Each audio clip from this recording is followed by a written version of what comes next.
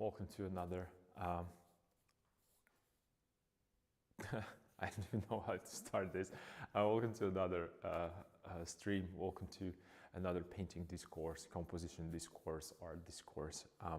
I'm a little, all over the place today again. So I want to start with, these must, the 1, 2, 3. This is going to be a difficult stream for me today. There is a beautiful weather outside. It's really, really cold, but it's sunny.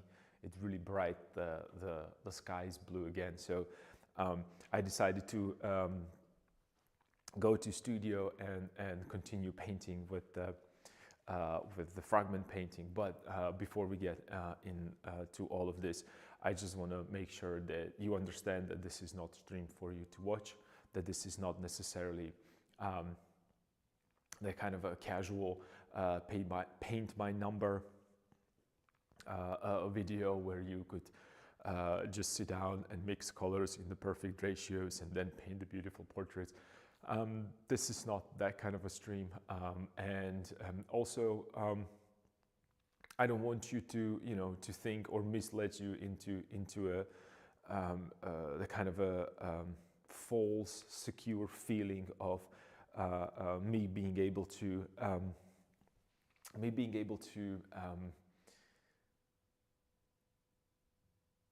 say something, and then the moment that you hear it, you'll understand and you'll be able to replicate it. It doesn't work that way. It's not as easy as it sounds. The principles about paintings are pretty simple, but if something is simple, it does not necessarily mean that it's easy to execute. So a lot of the things that I talk about here, and we actually discuss as a group, these things are more abstract, sometimes, not sometimes, most of the times extremely philosophical, especially on my part, and you might have experienced this in the previous streams as well.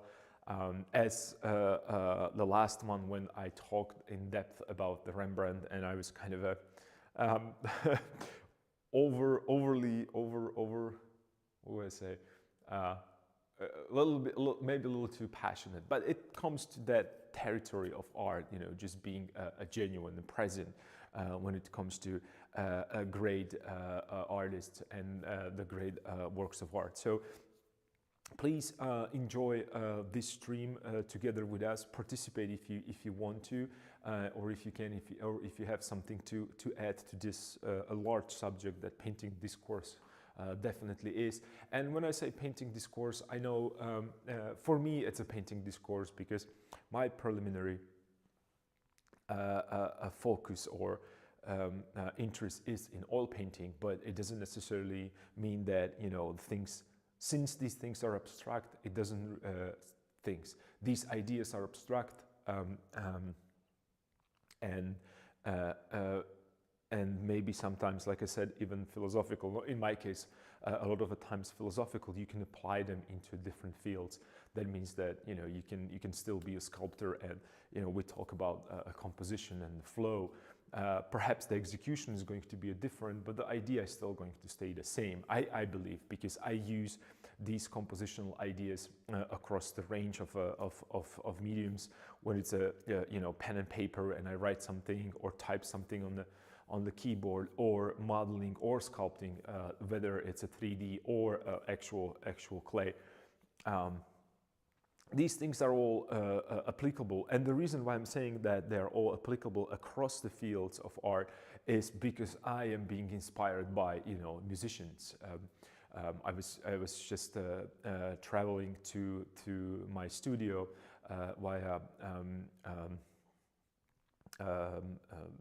train between two cities, and I had a chance to listen to Dave Gilmour, which is used to be, you might know him as a guitar player and singer from the very famous Pink Floyd band.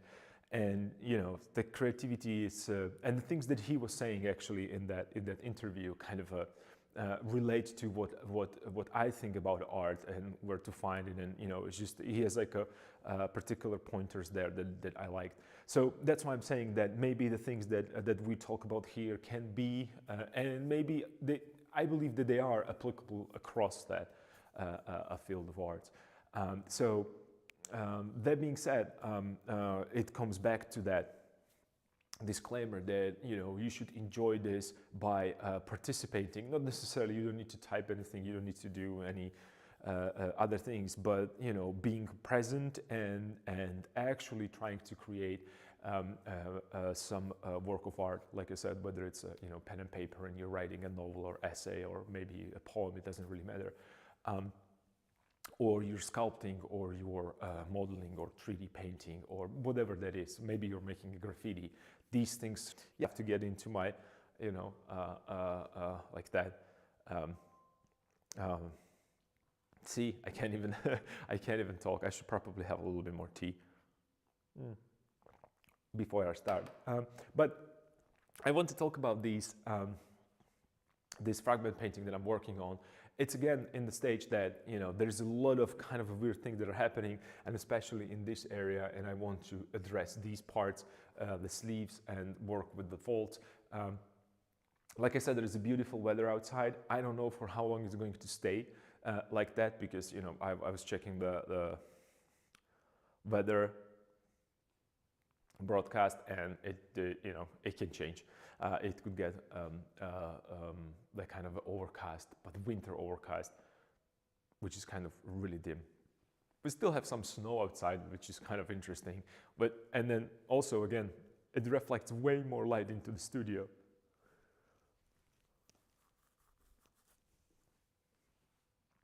So things might be a little too, again, last time it was underexposed, and this time it's going to be overexposed. So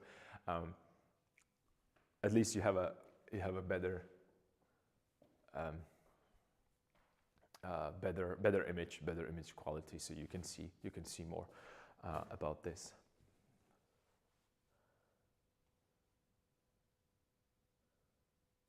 You love the passion that spilled yesterday all over the composition. Yeah, it was. I enjoyed it thoroughly. But then when you are looking back on these videos, and I don't want to say that I'm watching them because I want to see myself. It's more like a check whether everything is sound, whether or not I, perhaps I said something that I didn't want to say. And by didn't want it to say, it means that sometimes when you are in that flow of talking and thinking, especially about the composition, I found myself actually skipping a large section of a thought that I wanted to say, only because I thought that I said it, right? So sometimes it doesn't actually, in my case, most of the time it doesn't make sense. And it comes from that, I don't know, I did a little research on like a stuttering, and the general idea behind the stuttering, because it happens to, you can even see it right now, it happens to me as well, is when your brain is like a, 1 or 2 beats ahead of what you're trying to say. And it happens to me also when I'm writing sometimes, that I am kind of skipping words. Because I thought that they're already there, placed, or somehow my brain probably see them there. I don't know. So I was checking that video, and it was really, I don't want to say that it's bad, but it's weird to see myself being, I don't want to say emotionally exposed, but you see that, that maybe like a little more private me that I am, which is not bad. It's just I think it's a cringe. So I am really trying to deal with that. So, but anyway, it's fun. It's great. I have nothing to hide when it comes to painting, and actually I have nothing to hide in general. That's one of the things that I think it's really annoying, because you can go through my text message, and you can go through my history in my web browser. There's nothing that that I feel weird about. It actually, I was doing that. I had that non-disclosure NDA project that I'm working on right now, and we had like an online call, right? And I was just sharing my screen, and they were like, "Dude, you have a text message and everything popping there." I was like, "I don't. Yeah, I know." So I moved it, but there's nothing, there's nothing really to hide. And that's why I probably don't care sometimes. But it's all fun.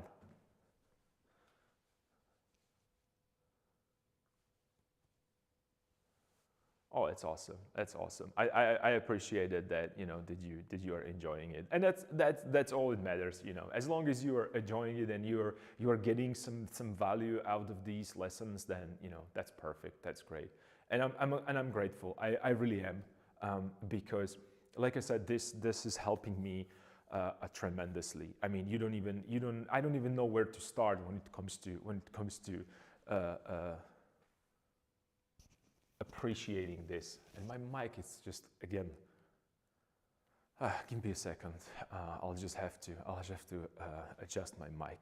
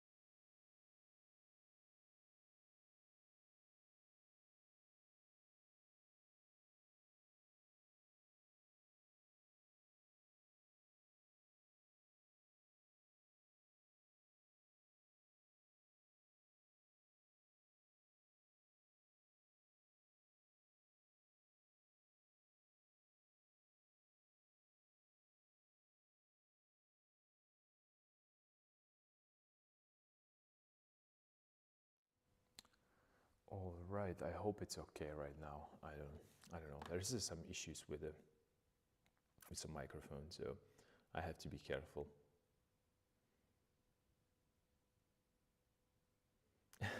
You don't think that I that there are other people that love Rembrandt as much as we do? You know what? You would be surprised. You would be surprised. It's just a.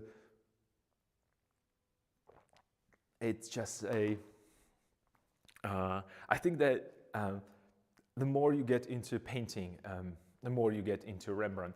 And I think I mentioned this at the beginning. If you might remember, or maybe it was even before I was streaming. Like I don't want to say seriously, but with the specific schedule. I think I was talking about how uninteresting Rembrandt looked for me when I was starting to paint, and I think it somehow it's like a how would I put this? Same goes for books. I am a big fan of Fyodor Dostoevsky and his his kind of that raw realism. It almost like it wants to be a romanticism, but because I think it's a pure understanding of what the human beings are and how they behave under the certain situation. I don't consider it necessarily just like just a regular book. I think it's an extremely influential book, and I had to because I remember we were talking about that in high school when I was 15, 16, and I don't think I was able to understand what Dostoevsky was talking about. Not that I would be expert on Dostoevsky these days, but you have your own experience. You went through some sorrow. Maybe you had some difficulties in your life. Maybe you just you have something to add to that interesting and I think a very, very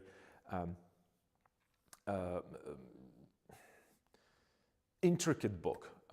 It's just when I was 16, I had nothing to offer to that reading, and that kind of left me like, nah, like just it's another guy that has a problem. What's the big deal about this?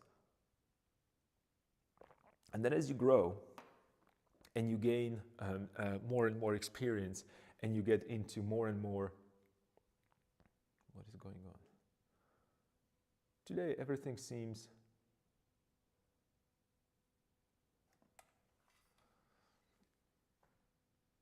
for some reason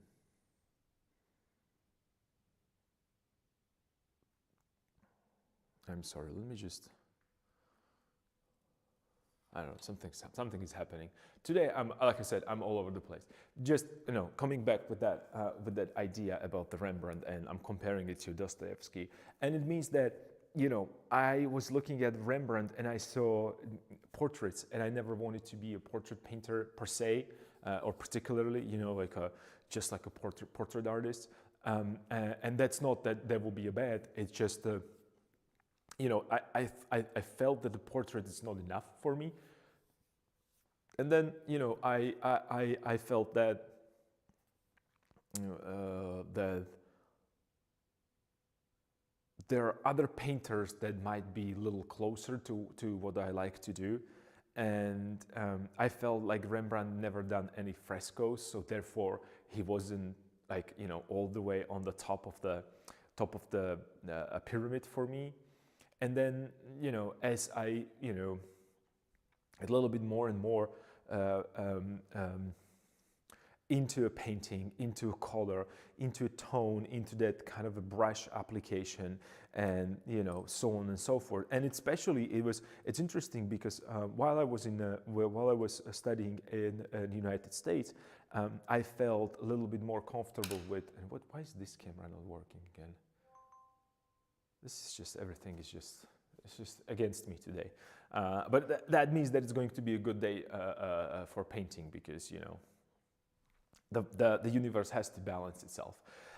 Anyway, and again, this is, I was just talking about that disclaimer that these things can get philosophical very quickly, especially with me. And I'm already here with the Rembrandt.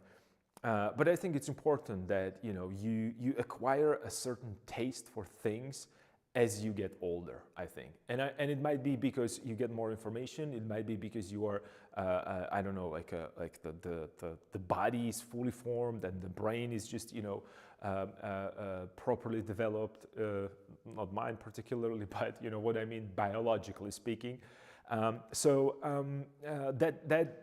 actually relates to Rembrandt most of the time, because the more I know about painting and the more experience that I have with a painting, the more I enjoy to go through Rembrandt. And this is not only about the Rembrandt. I mean, I use Rembrandt a lot these days only because of that limited palette and the subject that I'm painting right now. But I mentioned also Caravaggio a lot. I mentioned Velázquez a lot. It's just I am more familiar with Rembrandt than with Velázquez. and not because, you know, I would study that much of a Rembrandt, but from the point of view of developing my own painting. So, and this might be another thing to be careful about when you listen or watch these streams, that my information that I'm giving you, it's strictly from a point of view someone who paints. I'm not a historian. I am not, you know, I am not, even though I have a formal education, or you know, just a basic education rather, when it comes to history. But during the, you know, the days in the university and college or academy, of course, the part of a you know, painting, it's also art history. But art history is a little different, even though it's really combined with the regular history. Art history, it's I think that art history, it's a little bit more entertaining when it comes to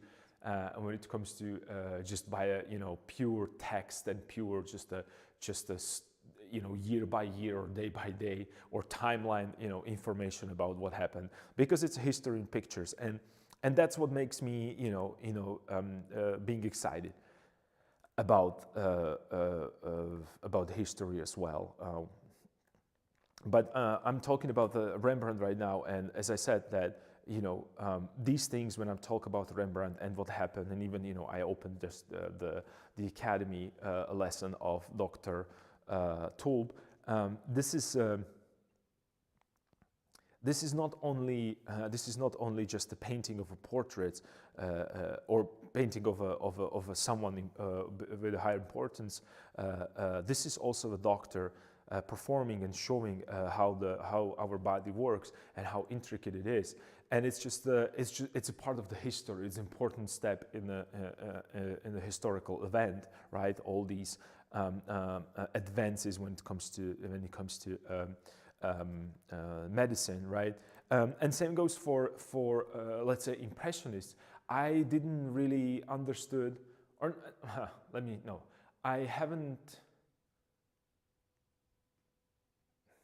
I was not fan of, let's say, Seurat, because I thought it's just, he's just making points. I'm talking about the pointillism right now. What's the idea behind it? Like, who cares? You know, you're painting points.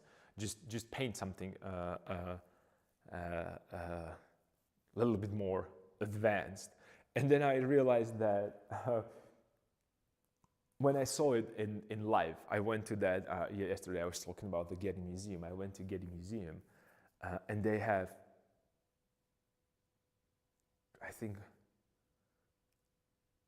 I don't know if it's their permanent collection. I think it was a special curated exhibition of drawings, and I saw the drawings of Seurat, and they were just out of this world. I was, what is happening here? Like, he's a really good draftsman. He has the understanding, and then I started to, then I started to read more about what kind of art is he creating, and he was actually pushing that idea of that understanding of an eye as an organ that translates that what we see to a brain, there were these experiments with optical illusions and optical mixing and so on and so forth. And I think it's also the time when the Munsell started to pop up, and that idea of not the color wheel, but rather color space, which kind of changed my understanding of color. And I have to say that most of my things that I do with the color are based on the Munsell theory. And especially when I talk about the saturation, or in his case, probably not the saturation, better would be chroma, and with how chromatic things are. So yeah, the more I get into painting, more I get into liking Rembrandt, and especially late Rembrandt. I mean, some of the late Rembrandt paintings are just, and right now it doesn't need. I don't even mean necessarily that let's not even talk about the technique that was just immaculate when it comes to Rembrandt, but also the truthfulness and that kind of a raw execution of some of these paintings that he did.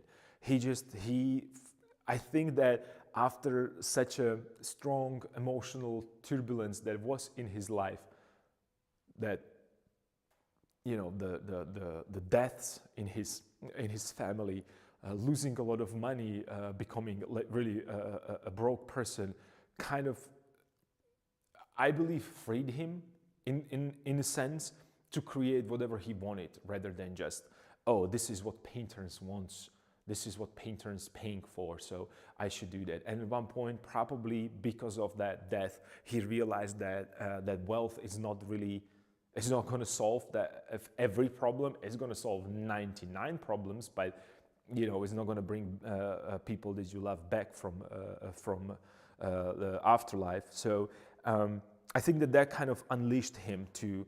He was experimenting with these, different textures and things and different ideas that are, we talked about that Night Watch. But then I think that what I was referring to really his late paintings, and I think that, let me just scroll through this.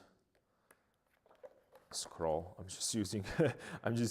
I'm listening through the book, and I'm using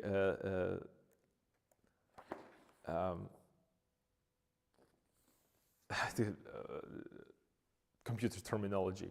I'm specifically talking about that Simon's Songs of Price, which was one of his last paintings. It was in 1668, and you can see that he was just all about. I don't even know how to say it. He was all about.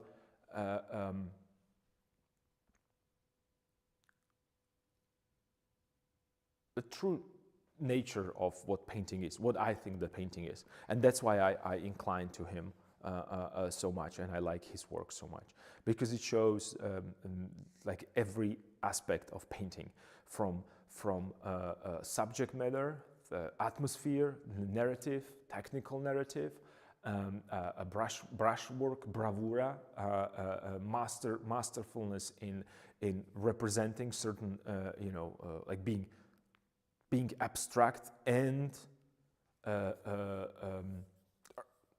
it's just a combination of abstract and realism, and then it's just somehow, even though there's so many, you would say like anatomical mistakes, or it's not really what you would expect from Rembrandt, it still somehow holds together so well, and it's raw and powerful, and that's what I like. It's like he gave me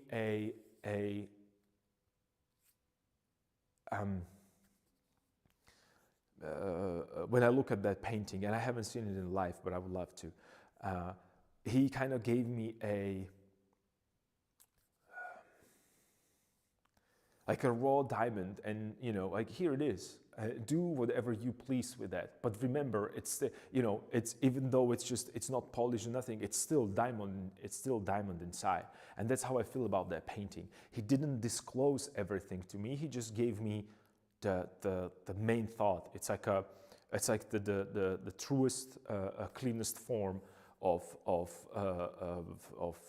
feeling or thought or visual stimulation, and then I can expand on that, and that's something that it's extremely important for me when it comes to painting. We discussed this multiple times about that. I have there's not a problem to paint eye. But my question is, when I look at an eye, same as when I'm looking at the eyes of a Rembrandt, they have so much. There's layers behind these things, behind these, behind that pigment. It almost feels that the person probably was there present, and if he's not even talking to you right now, you still have something to to learn from it. So that's just a powerful, very powerful a message that he created.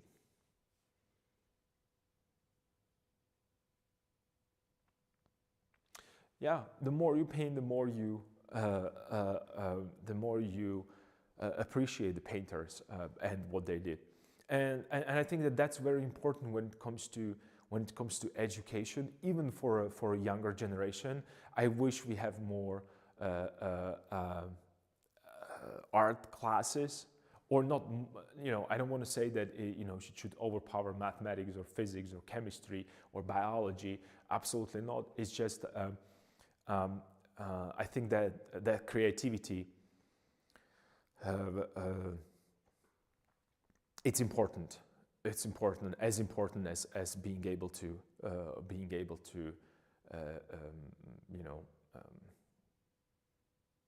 count or know what the gravity is and how to how it works and how it affects everything here on our planet. So yeah. Again, like I said, it's always going to be that kind of a philosophy going on in here. Okay, so let me get into the painting. I want to continue work with the folds and, like I said, adjust that arm right now, because again, this sun right now it's completely different than it was 2 days ago. So I see things from a slightly different perspective, and probably some of them I will adjust again and again and again. And it's a slow process of elimination of the things that I like and I don't like.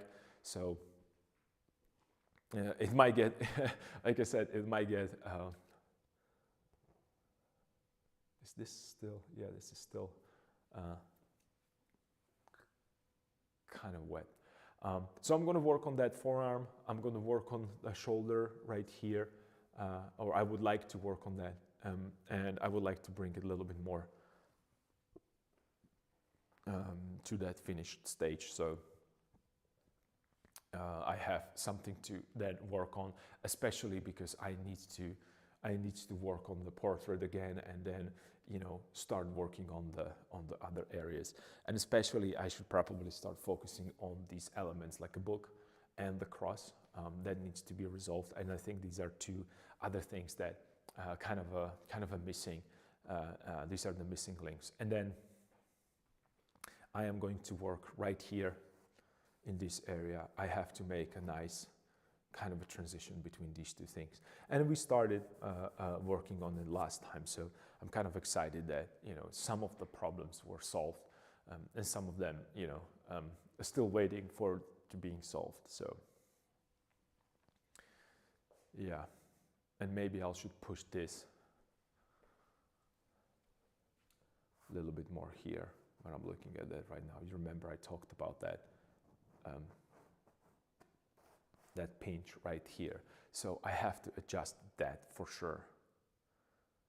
So perhaps let me just grab my charcoal, because you remember I talked about this. This should go this way right here. Let's do that and then go up here. Yeah, I think that should be there. But perhaps it should be maybe even closer here, so I don't make him extremely wide. All right, because I need to. But then if I don't make him wide, he's going to look that he's short. So see, these are the decisions that I have to address before I move anywhere else. So I might move this in right here. This goes out and there.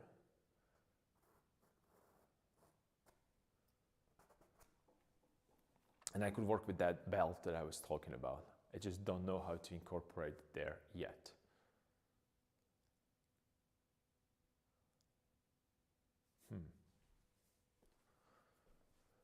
And why is my camera again not working? I don't know what's happening today.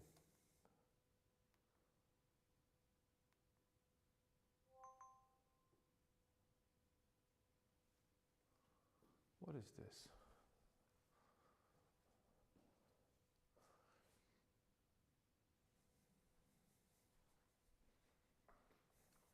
And then perhaps hand.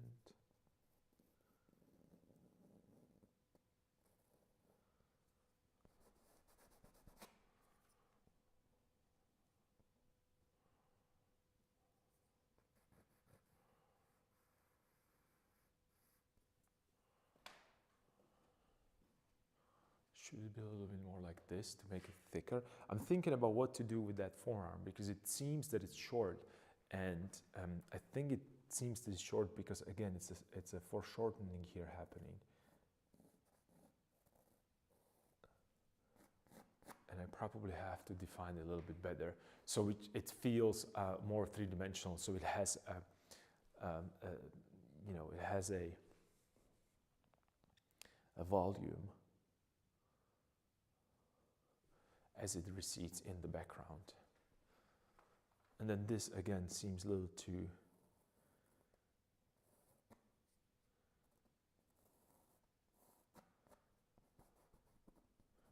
kind of same. So I have to work there. And again, I was lightening that shadow there underneath the arm. That's perfect. But I think that right now it needs to go a little bit darker. Just a touch of dark.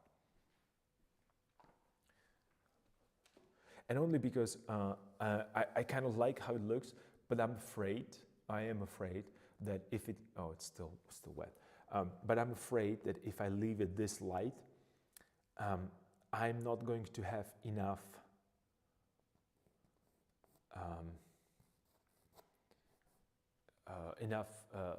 value range big enough. That's what I'm trying to say.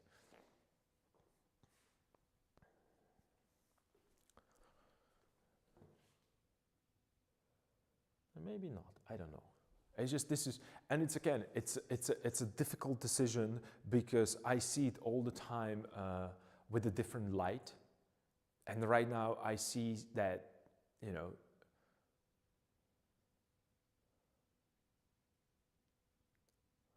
Again, let's try to put there. Do you remember I talked about a paper? Let me put there a little piece of white.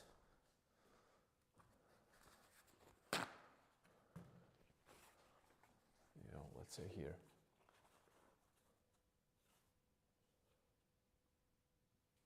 So I know how far white I can go. And this is like a little trick that, painters use to just, check the values and proportions.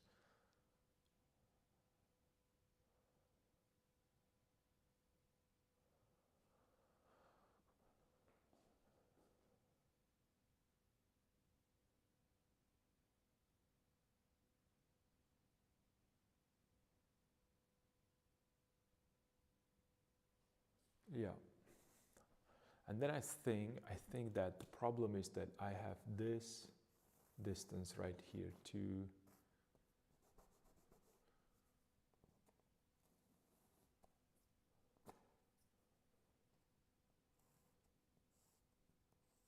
this needs to be designed better.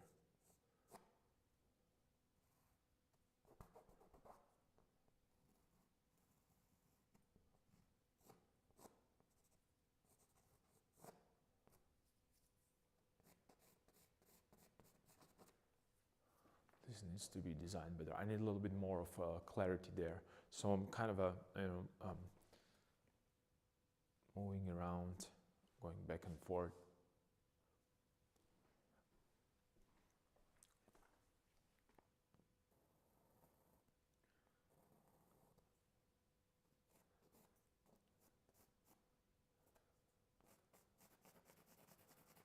Maybe I could make this darker.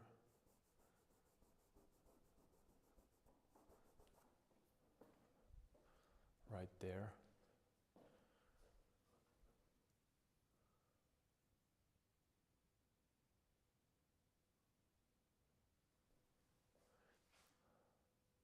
And perhaps he should have a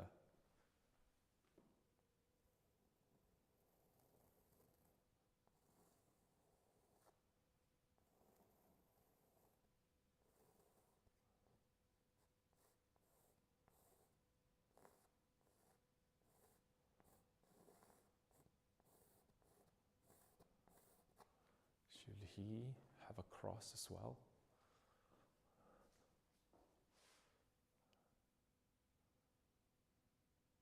Maybe. But I could tuck it in underneath this, like so.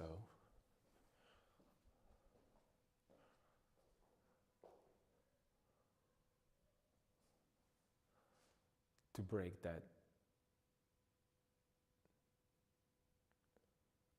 seamlessness right there. And again, I'm trying to design these things. I'm trying to make sure that it works. You know, when it comes to design. Yeah, perhaps that will be. Maybe make it a little smaller.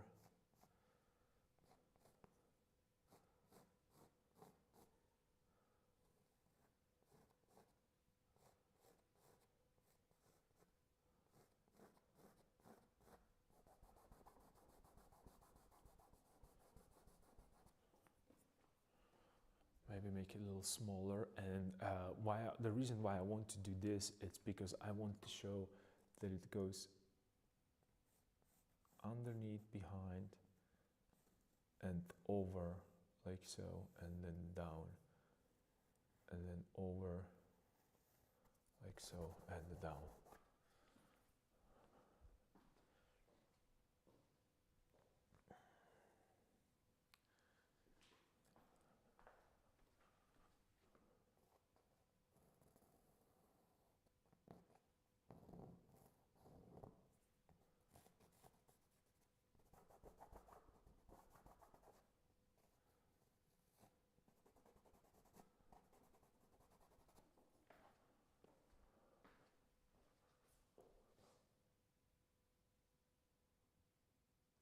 Yeah, what if I just...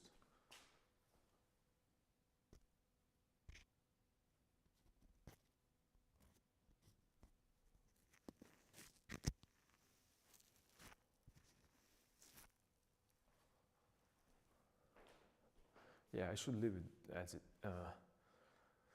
maybe like an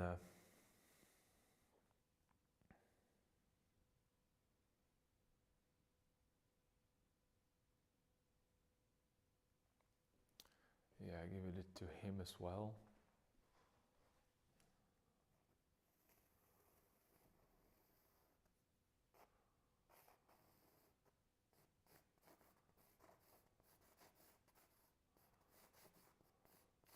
And then it's going to be covered the same way. It's just going to be very similar. It's going to be like a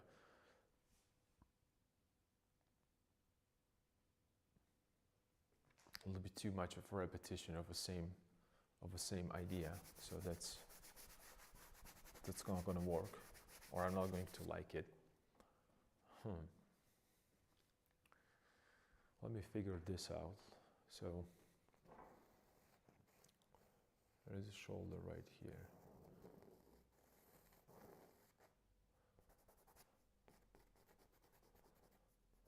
So it should go darker here.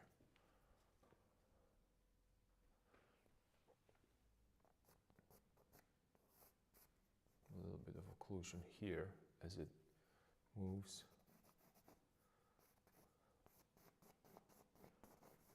And then again here, so I can push it even more towards.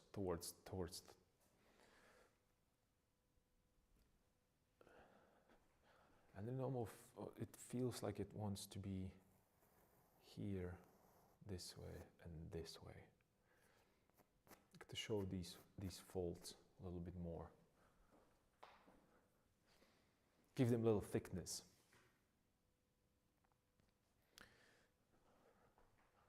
And then also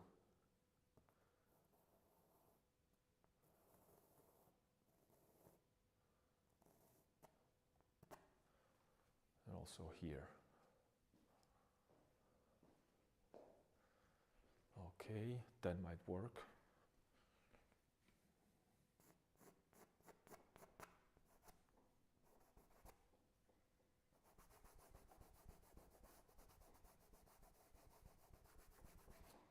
And then push this right there.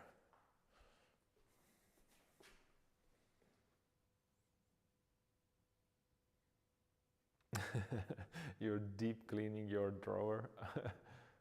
Okay, that's cool. That's awesome. That's awesome.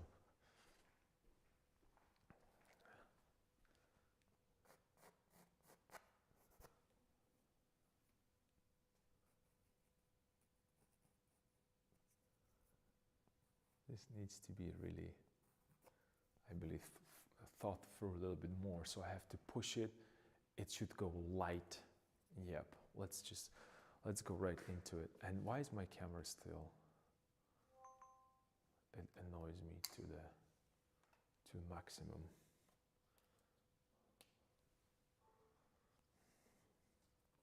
Okay, I'm just going to mix again some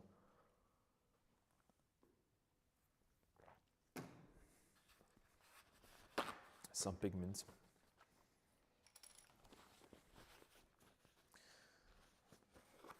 Let's put gloves on. And I want to work, again, a little bit more like with that bed painting Friday freedom is what I'm looking for. And, you know, think about some of the things that I was talking about during that bed painting Friday.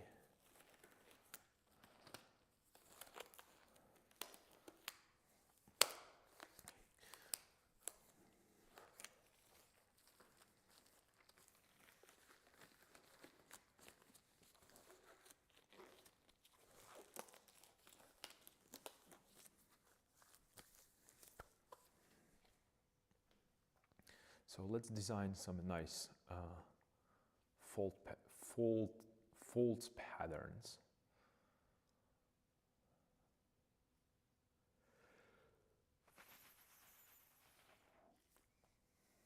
So what do I have here?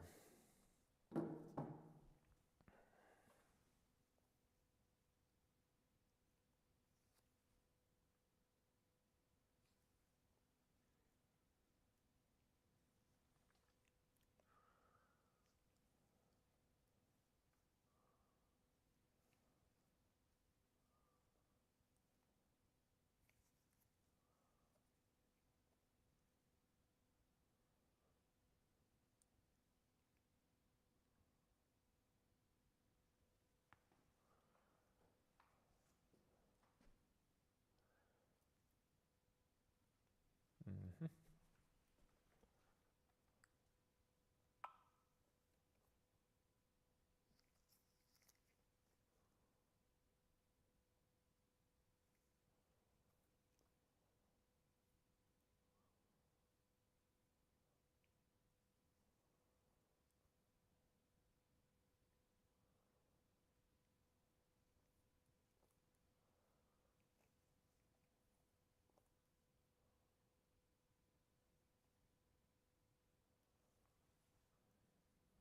And I remember you mentioned that you're interested about how am I going to solve the problem with that band or the belt.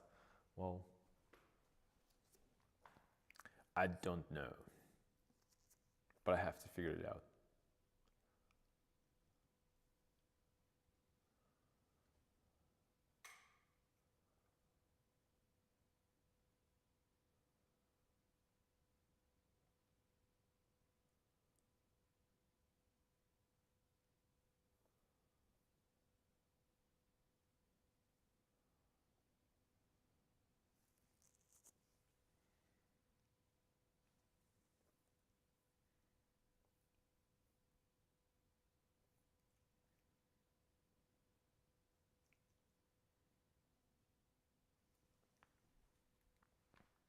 maybe if I move this a little bit more.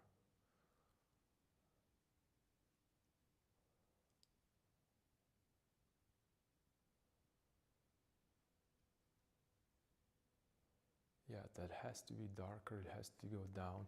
I'm looking through the folders with my, like a random draperies and folds and how to create folds, how to move them around.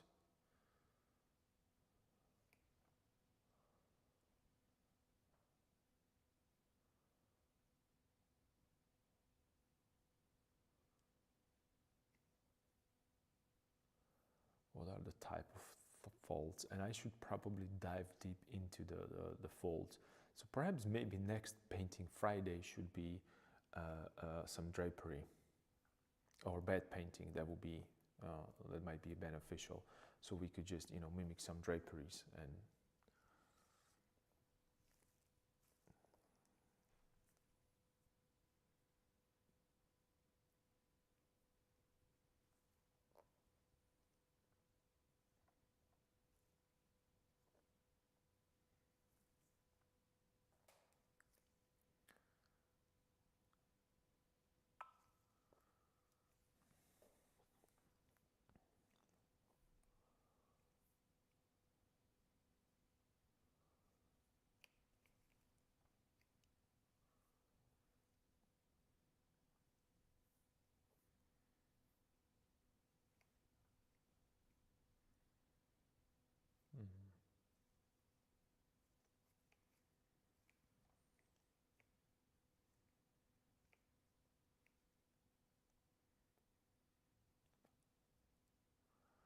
Okay, let's see what I can do.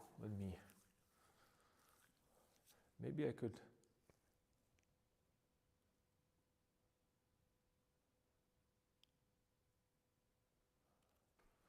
Maybe I could start with the other guy, the book guy, instead of a. Maybe there is a problem there. Excuse me. Maybe there is a problem there.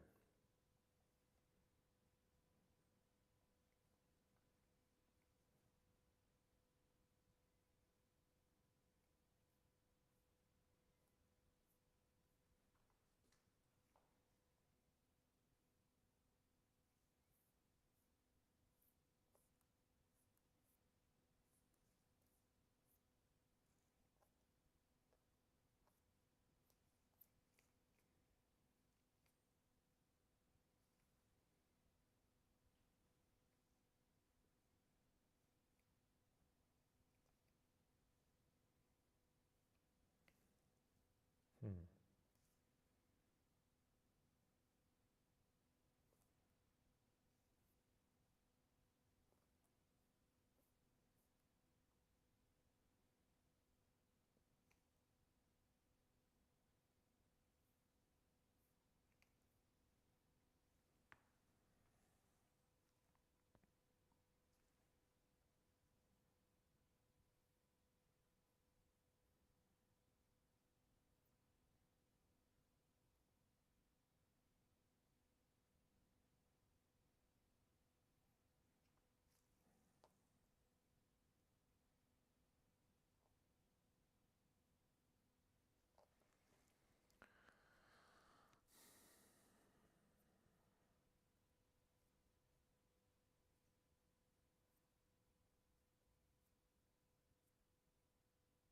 Well, I have to make a decision, so.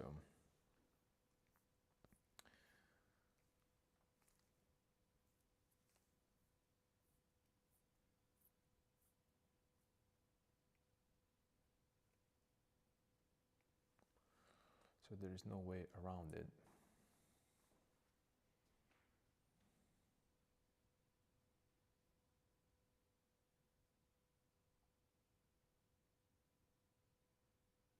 Oh, I see what the problem is.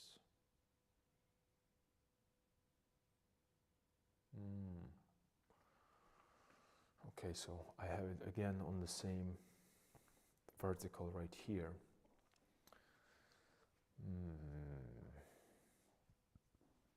Okay.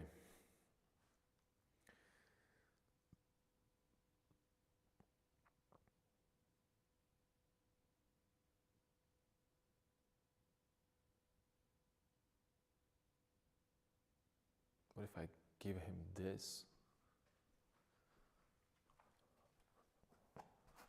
Just get rid of this completely and put it higher up. I could do that.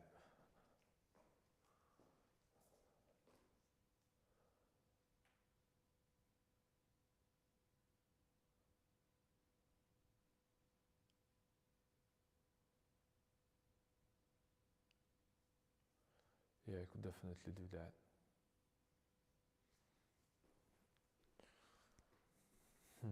The question is if I want to have him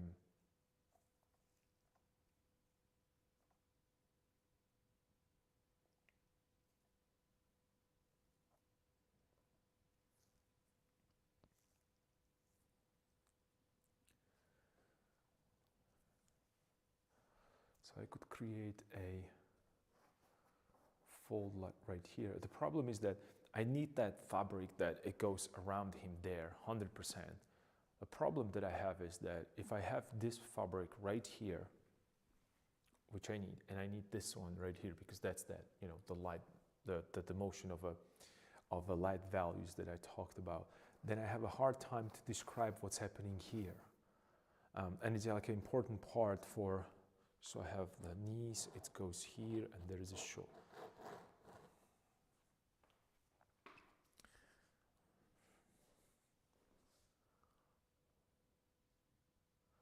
Because this area right here is just, it feels flat. I know that it has a lot of things that should be volumetric, but it overall feeling it's flat. And the same it comes here. This is just the tube that goes down. And again, I covered the shoulder right here with these fabrics, and I can then make the clear kind of a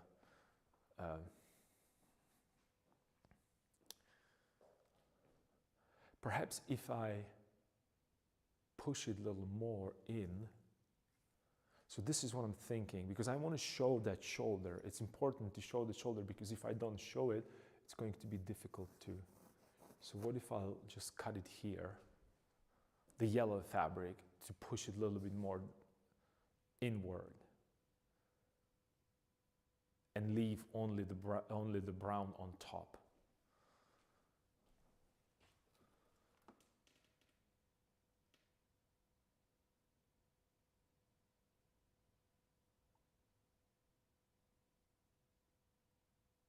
The drapery, yeah, let's do the drapery, Bed Painting Friday drapery edition, because it's really, that's something that I probably struggle the most when I'm, you know, working from imagination, right? And it comes because it comes from that, you know, that I didn't really paint these draperies that much, right? And it goes for any object, you know, the more you paint that object, the more you get familiar with the folds, the easier it's going to get, you know, so. Oh, that might be another thing, so maybe I could just make a few little adjustments there. Yeah, I think that I could cut it in a little bit, so let's do that. I'm going to cut it in a little bit. Come on, camera, what are you doing?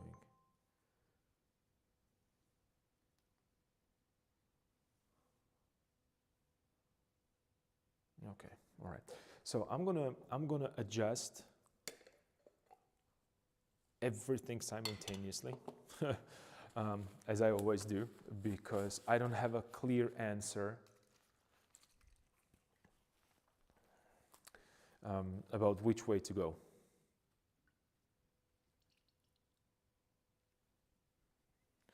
And I'm going to hit it with a little bit of a mineral spirits, because I think that, and I'm adding a little bit more mineral spirits into my mixture only because I'm afraid that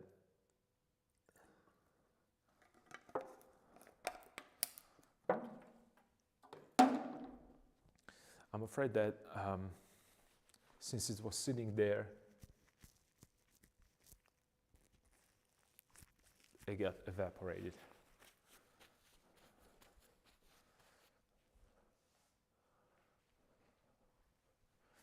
Okay.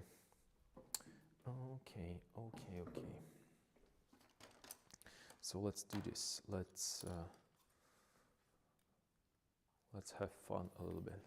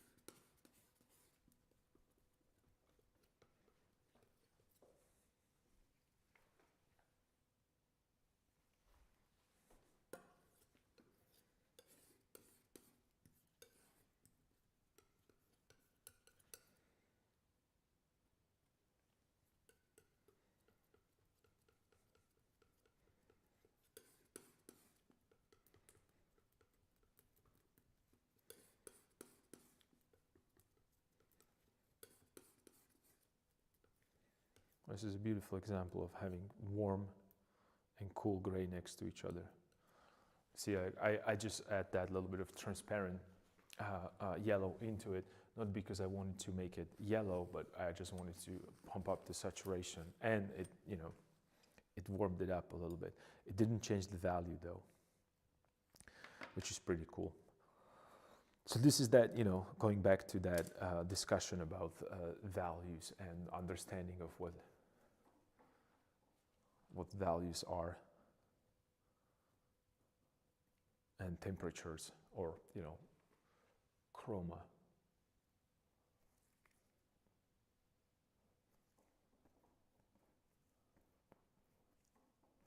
So what I'm doing right now, I'm changing the shape of that yellow drapery there, just because I want to show a little bit more of a shoulder, because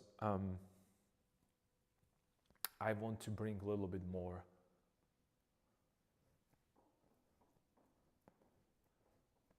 information there.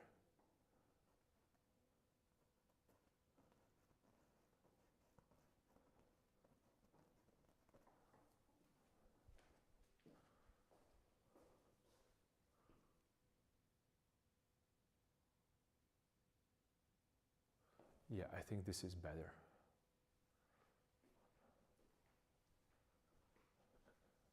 And then let me push it here as well.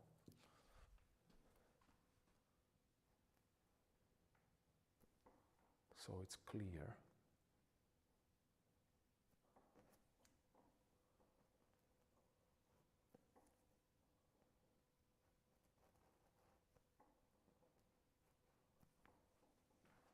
A little bit more, like so.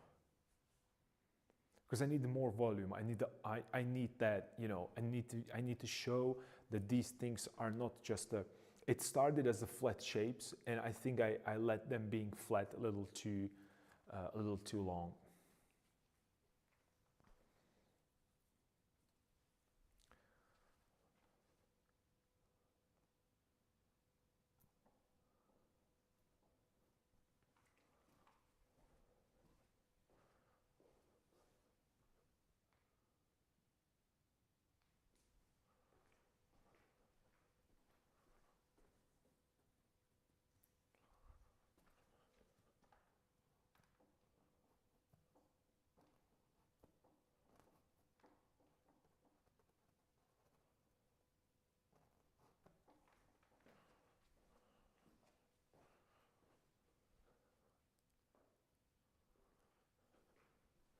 And then I'm going to hit it really, really hard on this side right here.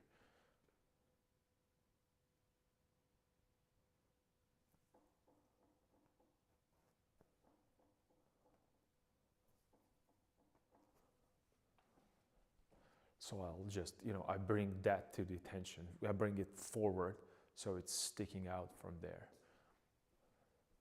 And then I'm going to push it even lighter here. So I show it goes in between the fingers.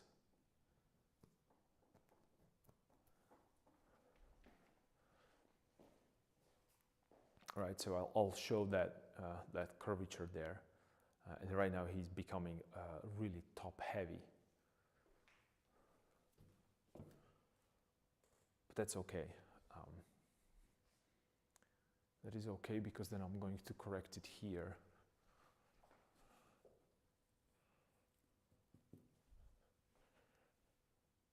And make this lighter. And this lighter. And perhaps correct this. I made a little bit more light right here. Yeah. Again, I'm just trying to create a volume, and I am dealing with the foreshortening. And the sun goes away.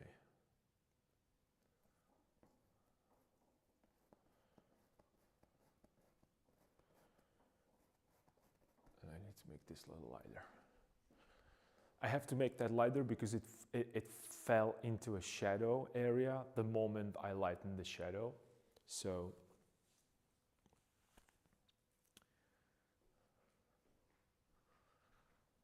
and definitely this needs to go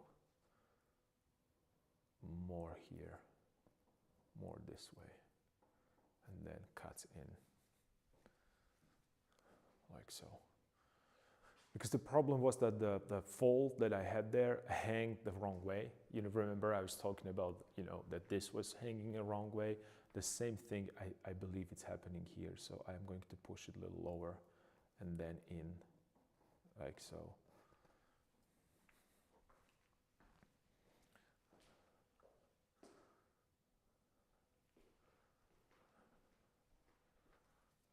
And then it should bunch a little bit more here as well.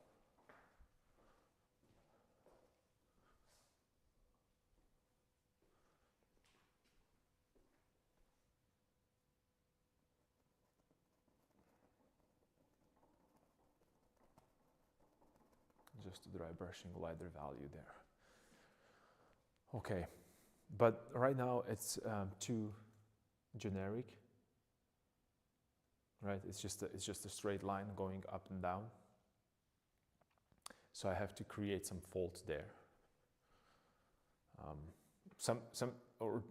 Design some folds that would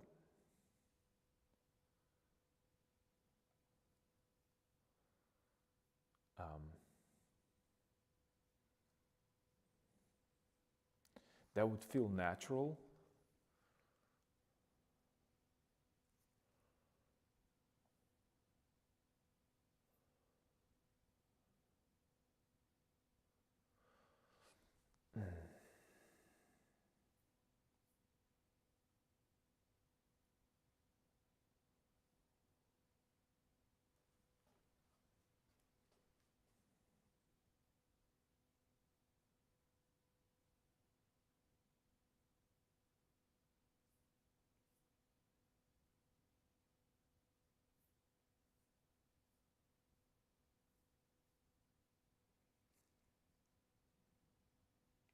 I should probably go and visit a Renaissance fair and just, you know, ask people to pose for me.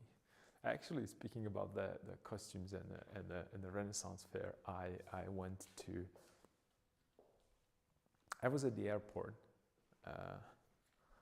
You know, I was missing for a week. I didn't stream because I went out of the country.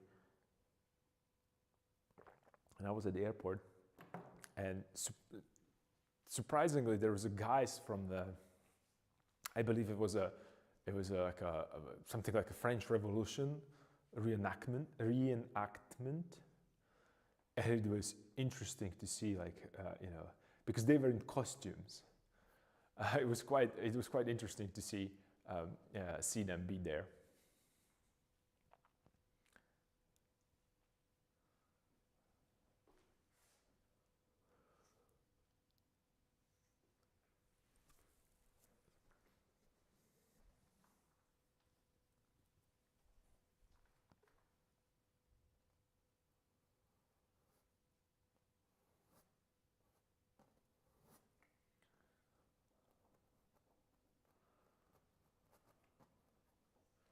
I'm gonna create like a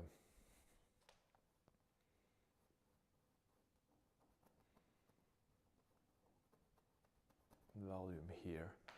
Yeah, so it's getting a little bit more rounded, a little bit more volumetric.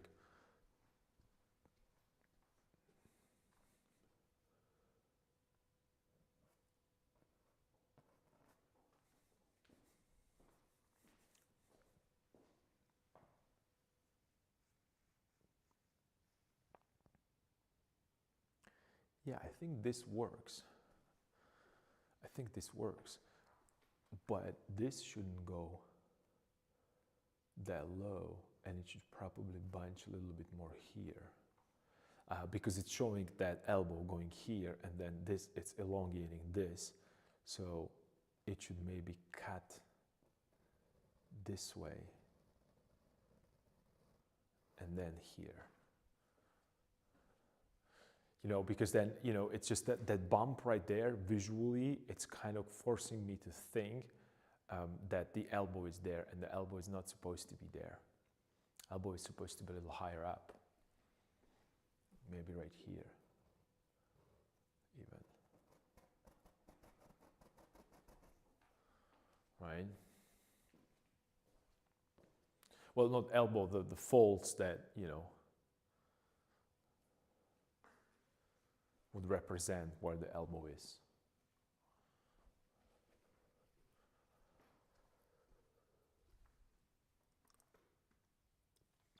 And, you know, I was talking about elbow, I didn't mean like this particular point right here, but, you know, I'm thinking about the volume.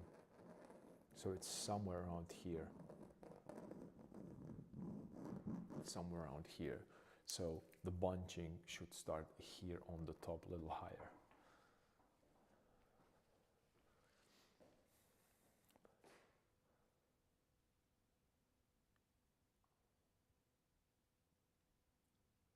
Yep.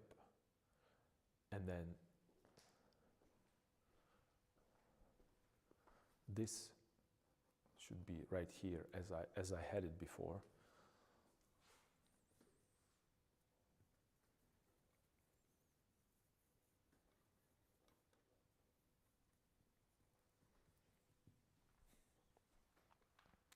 So this can go.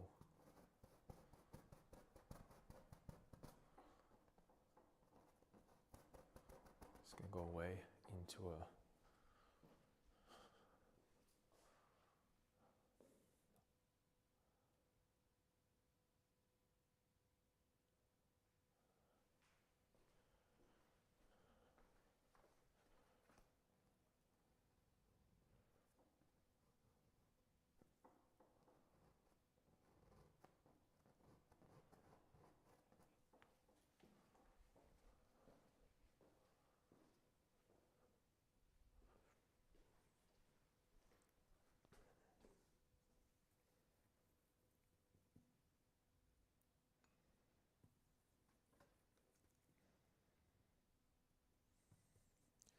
need a slightly lighter value and a little bit more chroma in there. So I get a little bit more of that transparent yellow, transparent orange.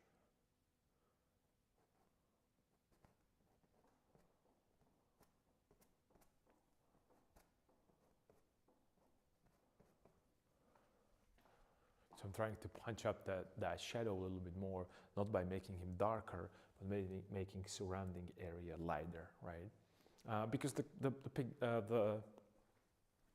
there are some, you know, really, really light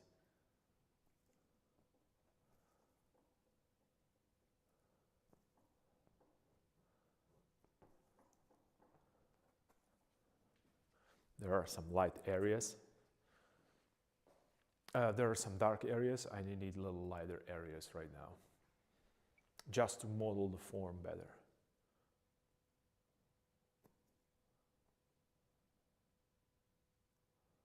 And make a little, a little harder edge right here to separate that arm, the forearm from the background.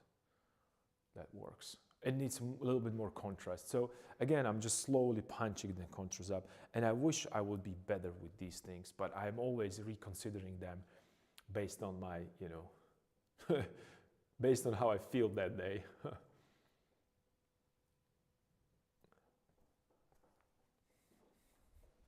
And some of the things that we discussed yesterday when it comes to composition are, could be applied here.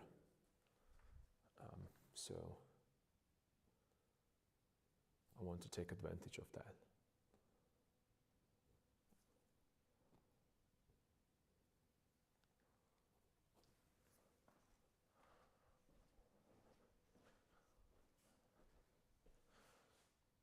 So I'm separating and I'm pushing. And since I'm making things around that lighter, it's going to prevent this painting to get darker and darker, right? Because that's what we tend to do. We tend to darken things because we are seeking for more.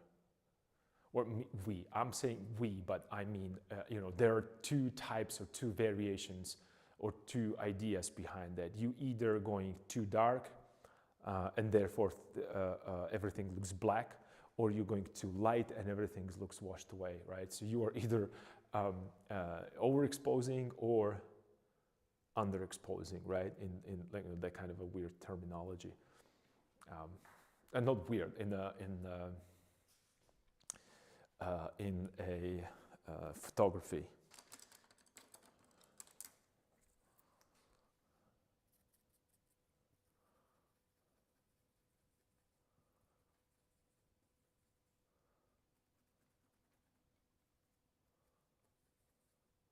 To hit these darker values with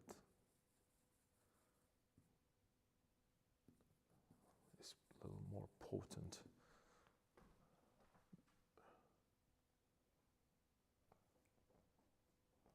Maybe there could be here a little bit of that interest, like a little small little.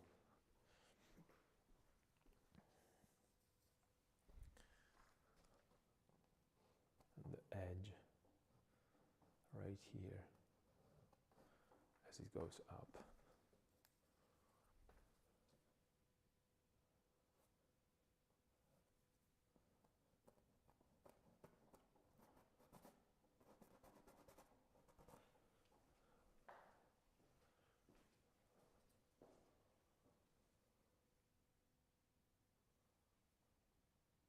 Yeah, he's getting a little more volumetric.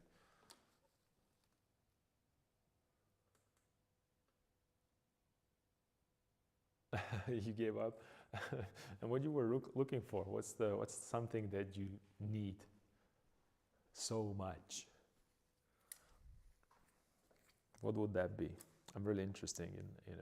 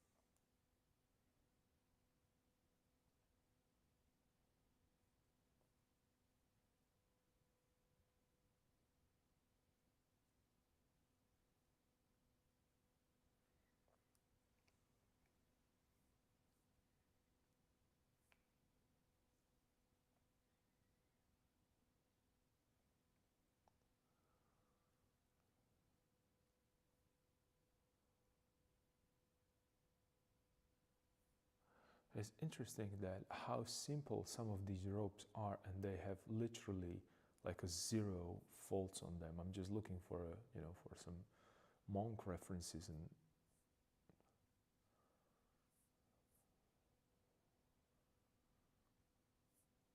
and then you have this stylized one that they have unnecessarily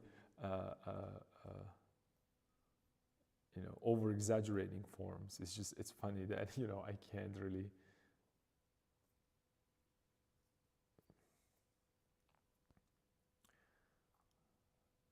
because like if you have like a very simple shape, right, as I want to do here, it wouldn't be, it would be just a straight up and down. It would be really, really difficult to create any interest. So I'm trying to make it a little bit more active.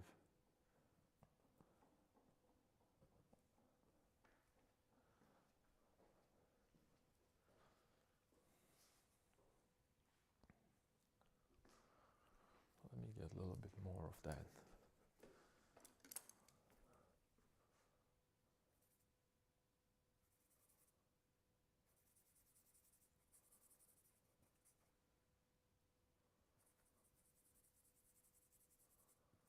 Like a light orange pigment. But really saturated though.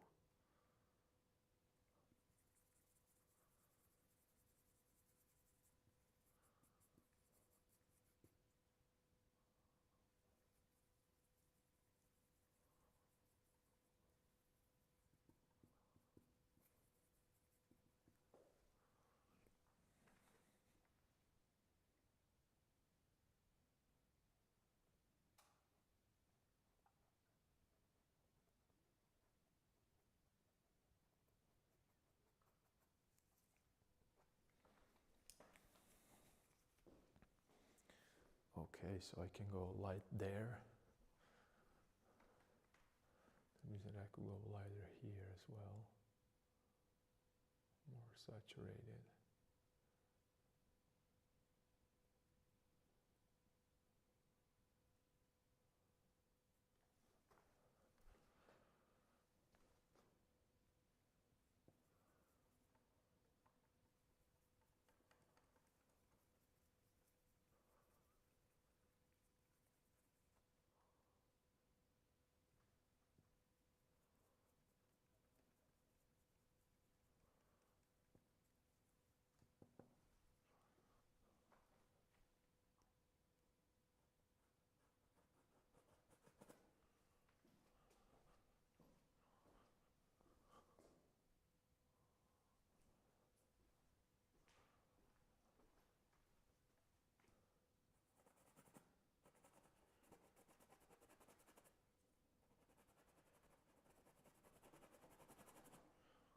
This should go lighter maybe.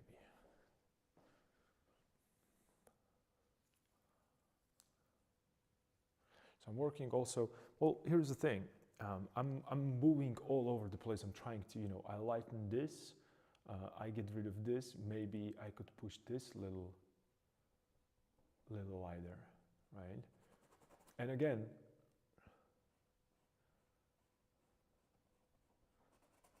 I can always make it darker. There's not a problem. It's just I want to see it. Maybe bring a little bit more attention to, to push that face even more.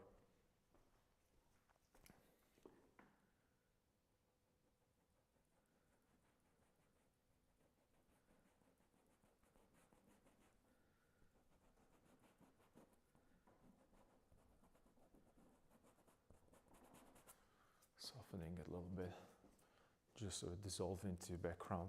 So from one, yeah. Well, because I'm looking at that white paper right up there, right? So I'm just making that, making the adjustment there.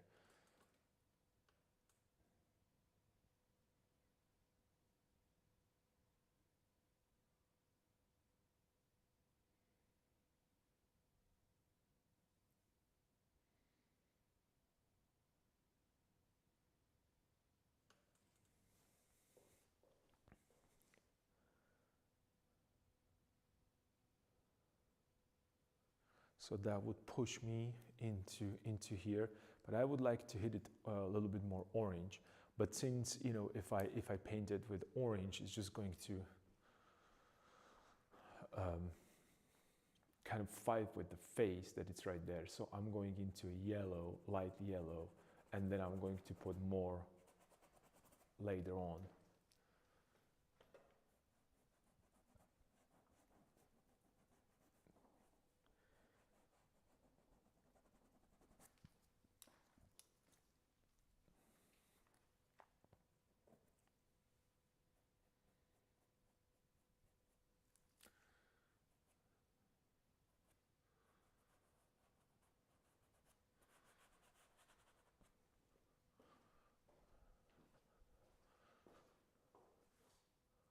And this guy is there a little bit more developed.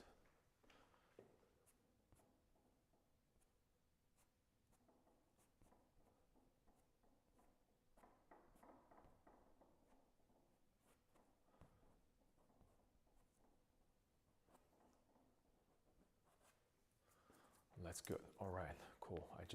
Because I need to right now, you know, think a bit more in terms of that. You remember I talked about it in terms of shape design, and I'm trying to also create that a little bit more interesting.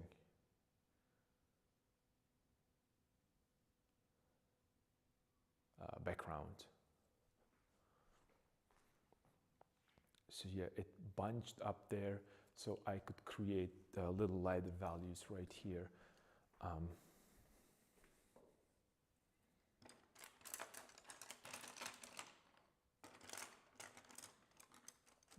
Do I have more fan brushes?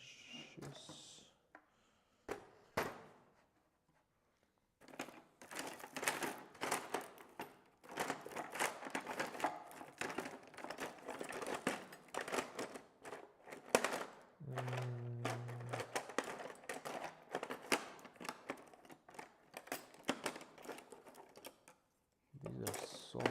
I need like a, this is too big, I think.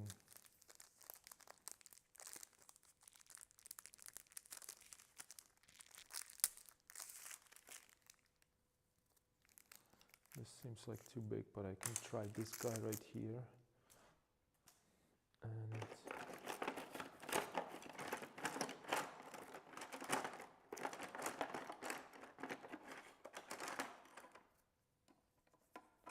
this guy, but he also looks like it's too thin.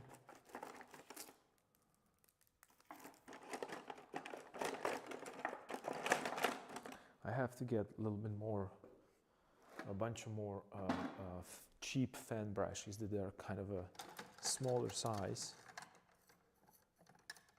So I can, you know, so they're like they have like a thick bristle.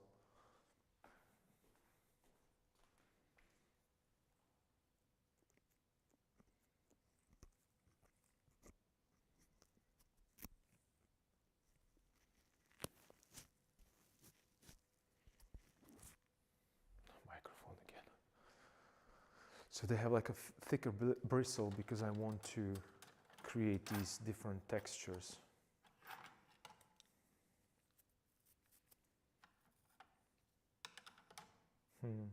I think I destroyed all of them. Because there's one thing, the fan brushes, they're just gonna go pretty quick. Especially if you use them the way that I do.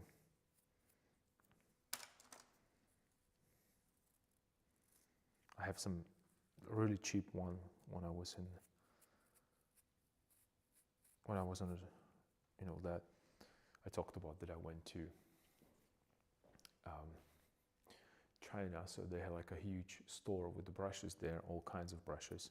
Fortunately, I didn't have enough money to buy everything that I wanted, but the cool thing is that, you know, I mean, they're cheap, they're not really high quality, but the cheapness, I like the cheapness in those brushes because they're like, it's like a different vibe. different vibe. That's not even the right word. It's it gives you a different effect.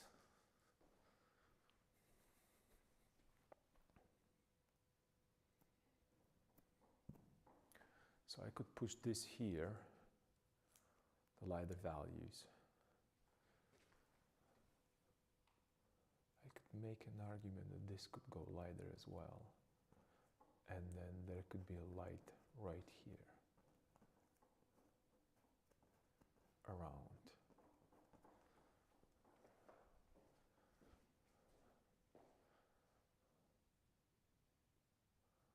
So it goes up there, bunch there.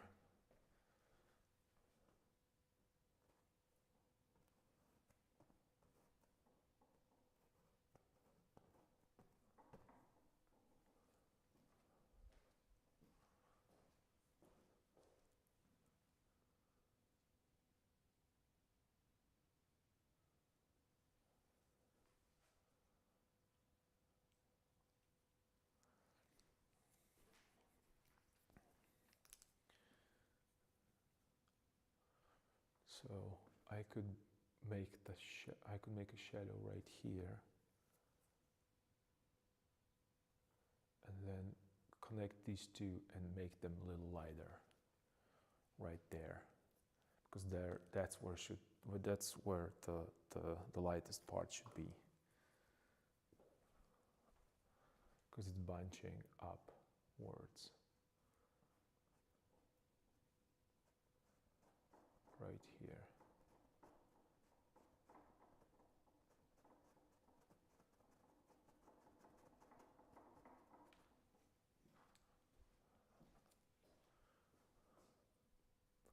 And give it a little shadow right here, or maybe half tone. It's going to be enough. It doesn't even need to go into shadow, just to show that there is a little edge there.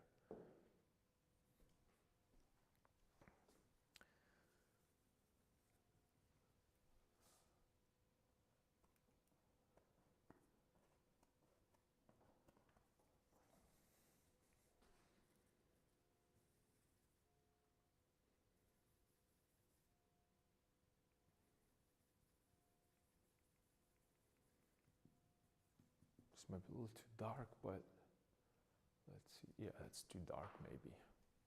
Meh, maybe not. If I hit it here as well,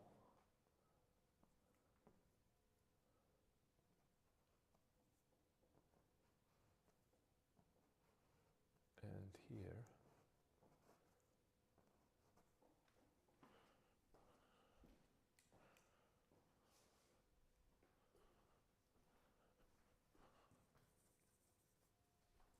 and correct this as well.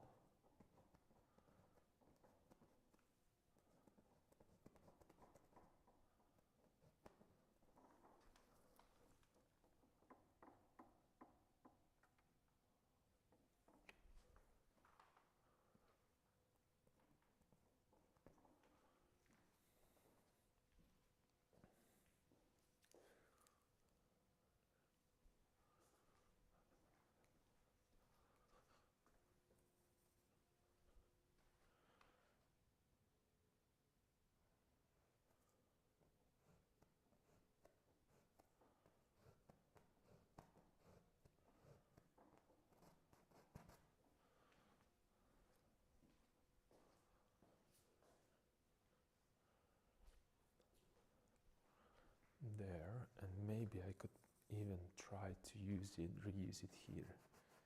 Yep.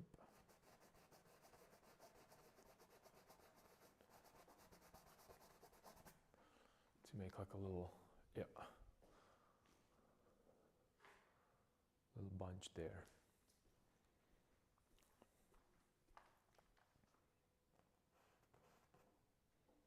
Right, and then a little more here.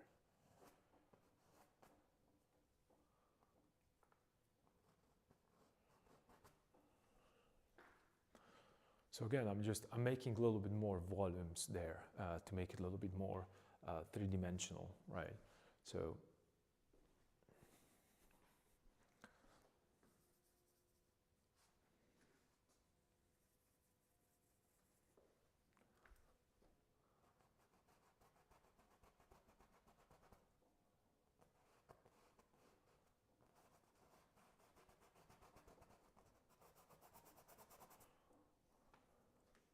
And again, the reason is because, like I said, I need a little bit more three-dimensional shapes. Not just the flat surfaces, right?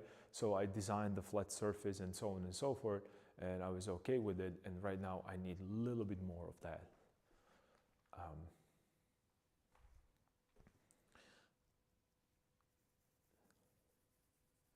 Because I want to have things in the background that are flat, and things that are in the foreground, I want them to be three-dimensional, right? But it starts with, at the same point.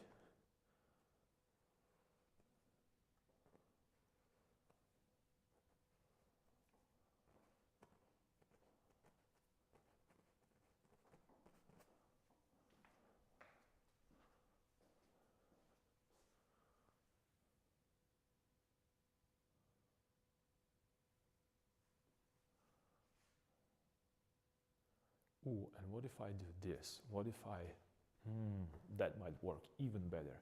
So I pushed this one right here.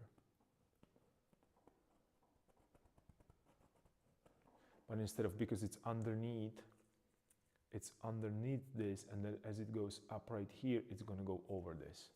Yeah, let's do that. And then I'll push it all the way there as a, okay, yeah. So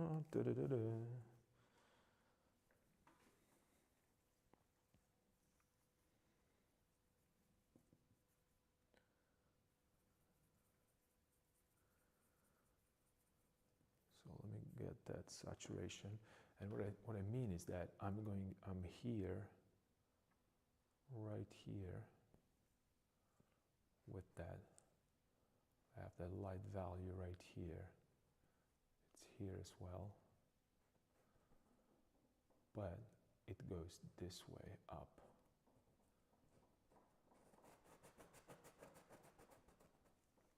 And underneath. It's going to be too much.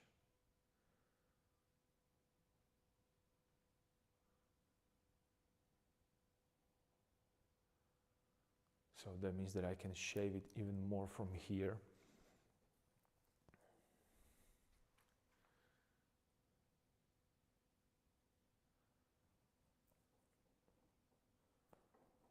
To show even more of that shoulder.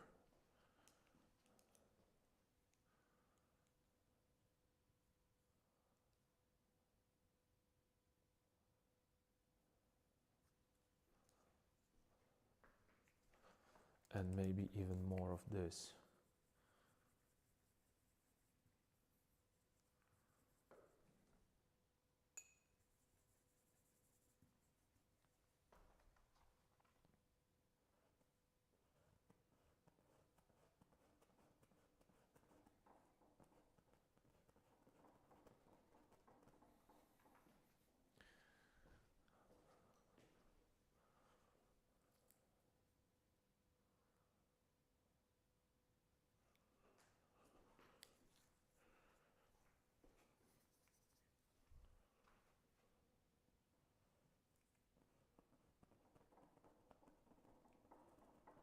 And then having this here.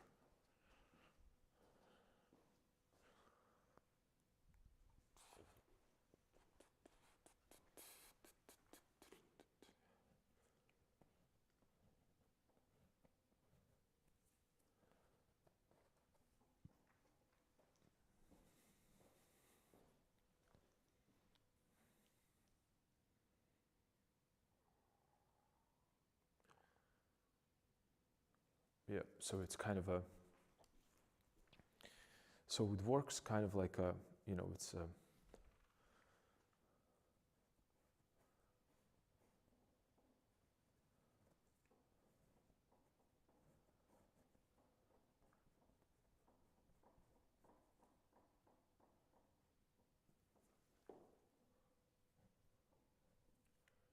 so this is going to be a light right here where the hand is, and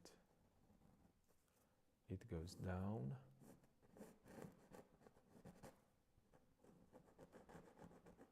and then up right here.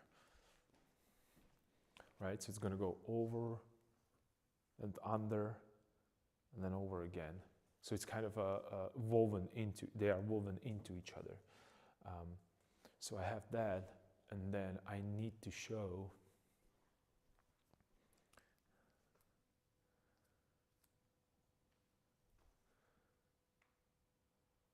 it's going to be here.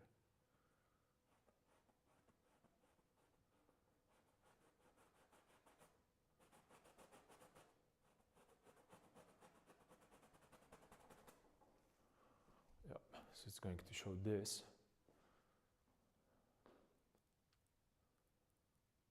A little bit more there. Yeah, I think this might work better.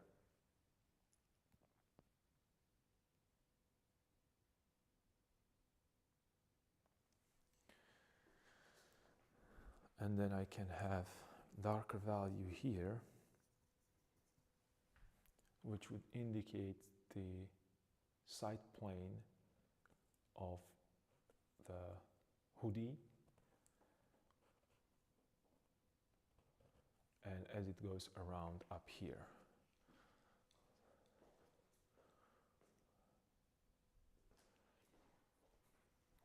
And we have that occlusion, and right now I need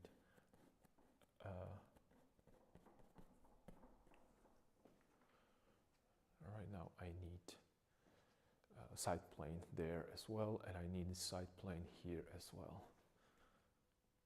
So we understand that it has a top plane, side plane, and the shadow.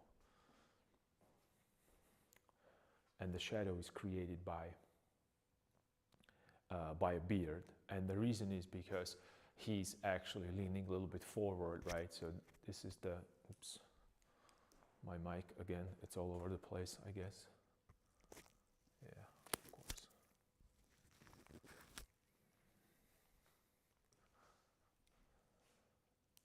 So yeah, I am really pushing that three-dimensional feel right now.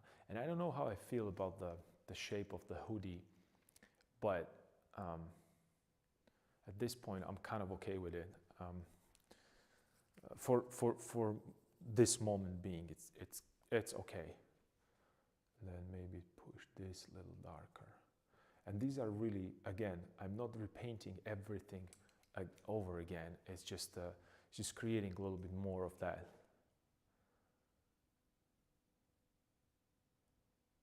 And maybe I could push this even more. Okay, so let me just add a little bit of this into my mixture because I want to adjust that shadow.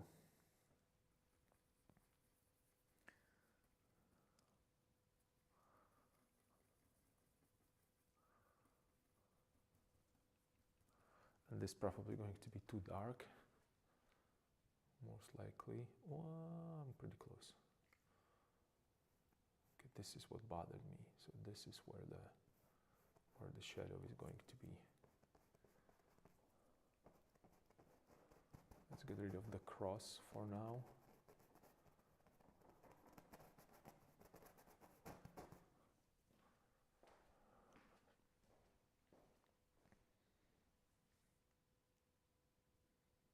Yep.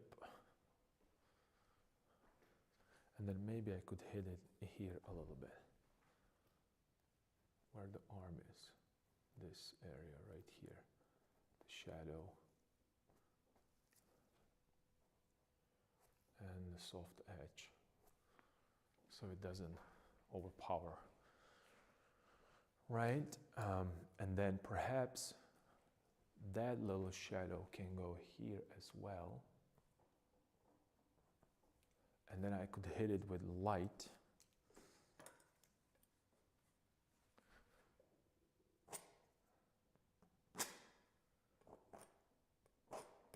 Light right here. So that would be a light area. And I could go and maybe hit it with a lighter area right here.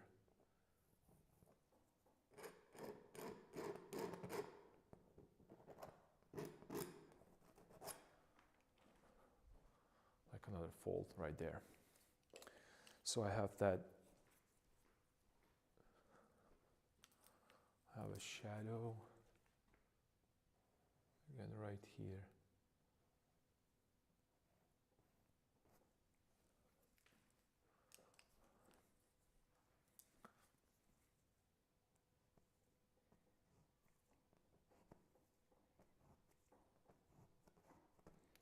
And then darker value, and then lighter value folds.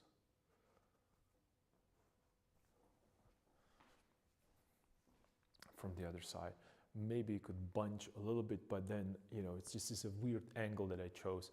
And these are the mistakes that I couldn't see when I was, you know, sketching it in, that maybe I should choose, or should have choose something a little bit more.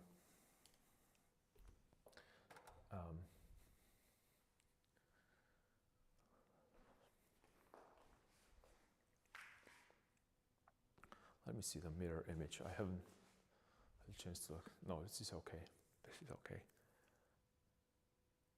Yeah, right now this needs to be changed. So this needs to go here.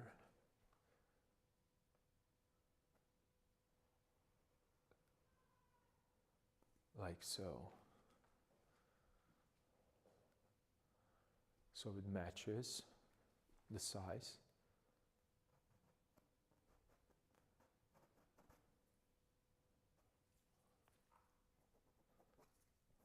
That might have been a mistake to trying to soften it this way. Okay, and then I should put dark value, really dark value right here. So this is going to be in that shadow realm. In the shadow realm.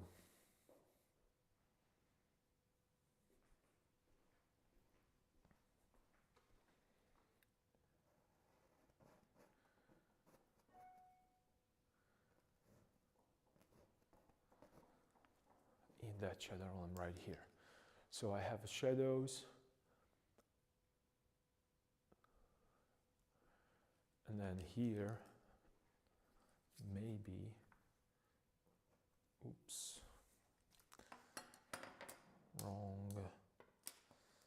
wrong brush, the wrong value on the brush.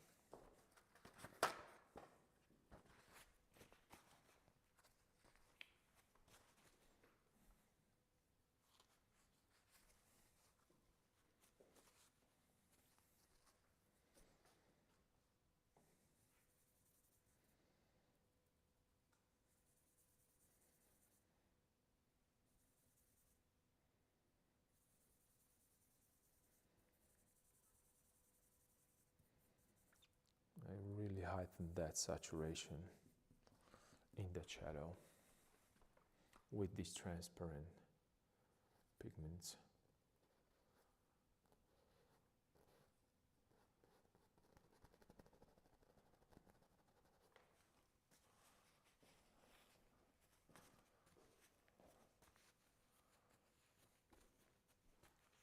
Right? And then maybe a little bit more this way.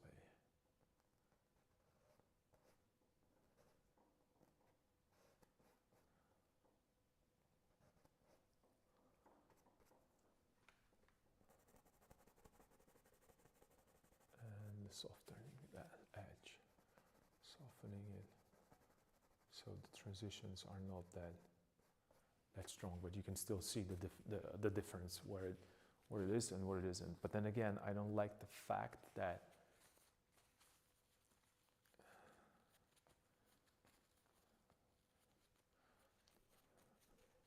okay, so I'm going to push this a little bit more right now. So let me introduce this new brush to the mix.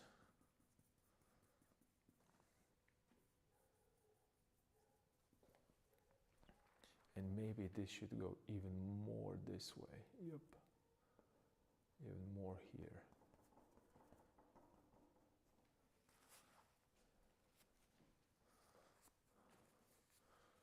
Yes. Okay, cool. We got it. We got it. We good. We good. We good. See, for a second I was worried, but we get it.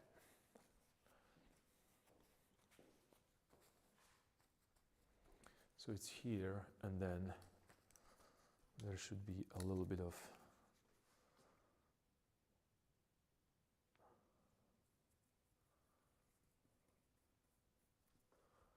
this value right here, the lighter one.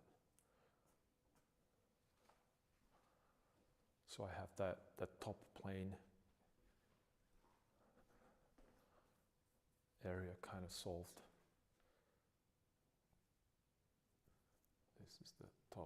This is the top plane right here, and this could be a top plane right here.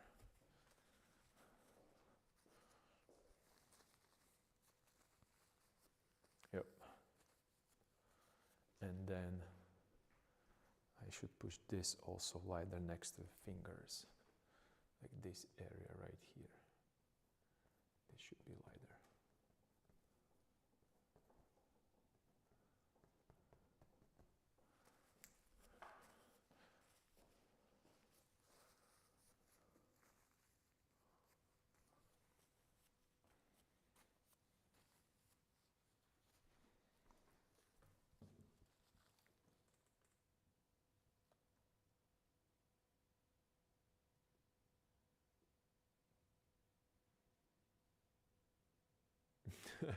Oh my God. I'm so sorry that you are fighting with drawers and you can't find a tape.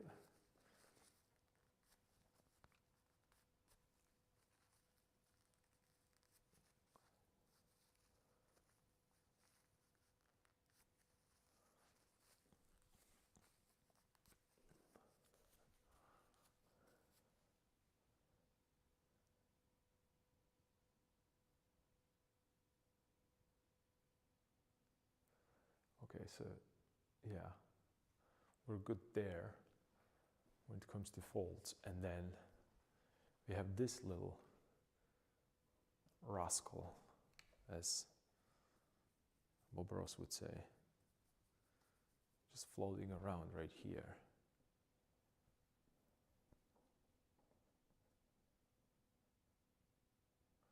Going in, perhaps.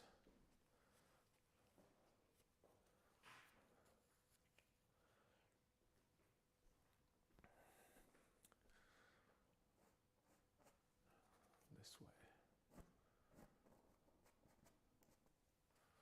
And that way. And so right now I should have a shadow from this right here at the edge. It's just dropping a shadow right there. Just a tiny bit, just a touch. And then again, give it a thickness.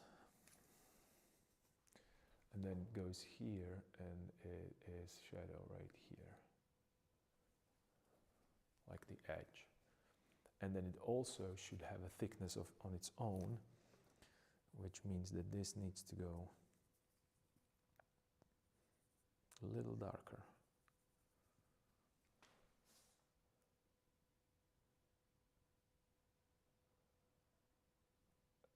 As it moves.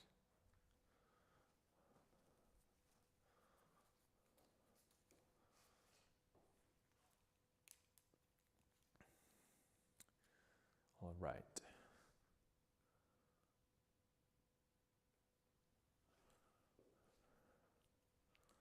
Okay, and then maybe since I'm working with these shadows, what if I push this even harder right here?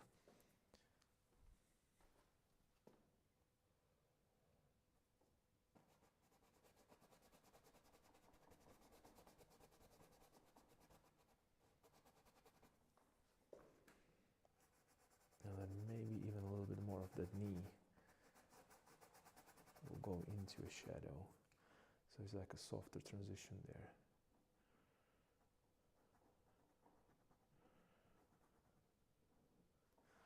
Yeah, I told you that I'm going to move all over the place because I want to establish a certain, visual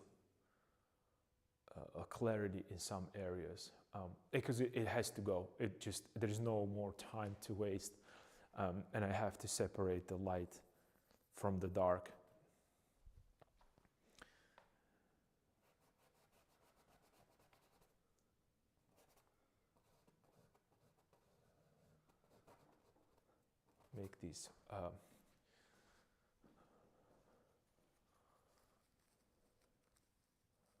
Make these adjustments so I understand visually, not me, I mean I know what I'm trying to paint, but everybody will understand, well, hopefully, the difference between light and dark.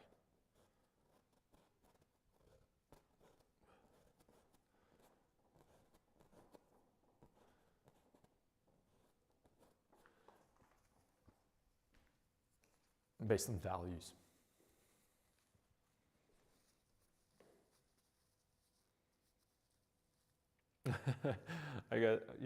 Well, remember that I get off track all the time, and especially with, with philosophies and so on and so forth. So,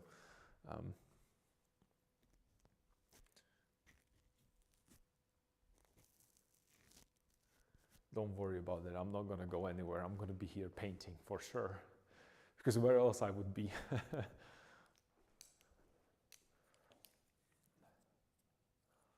Actually, I wanted to go to that Comic-Con that it's in Vienna.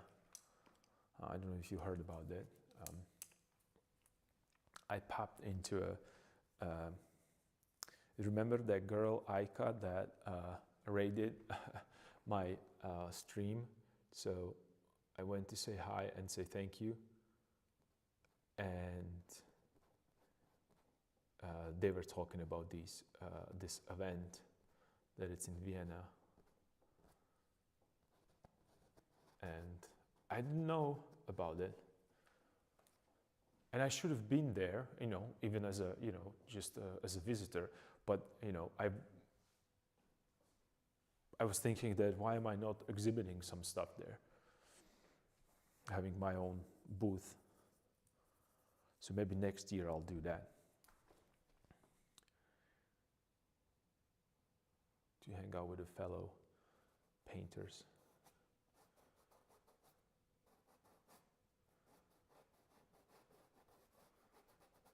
But I don't know the schedule. I didn't check the website, right? So I was kind of like, oh, I'm not going.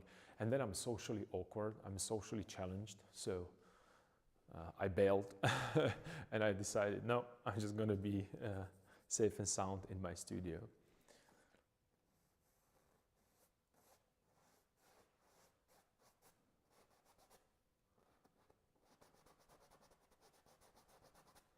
So this can go darker. So I'm just, oops. I don't know what's happening today with me. I already fell down and I was outside today. It's just so funny.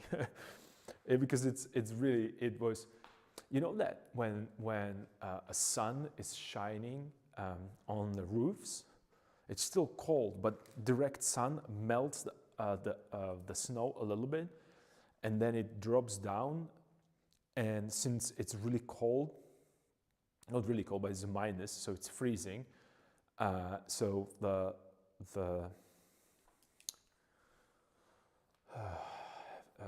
droplets from the roof make the sidewalk wet, and when the sun does not shine directly on it, it's getting that kind of in that frozen, very slippery stage. So right before I was entering my studio, I just planted myself beautifully into a gutter, which is pretty funny.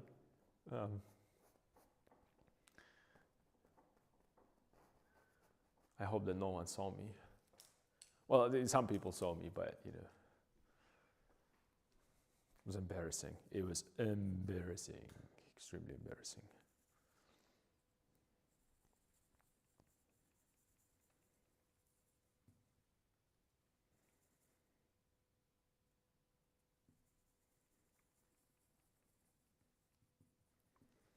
So I'm dipping into this kind of a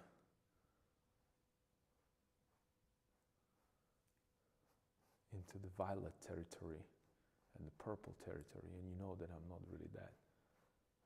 I'm not that guy.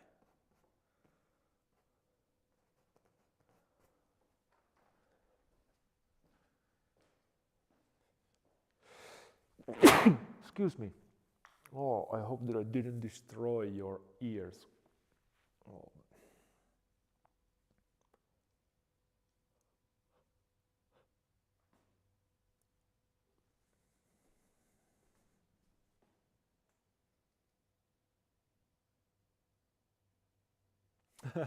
You'd like to see the proof of that? Well, you know, I'm going to have a bruise on my behind. So should I post that bruise? Right? You know, we just, or maybe I can ask, because there is a CCTV right here on the top of my building.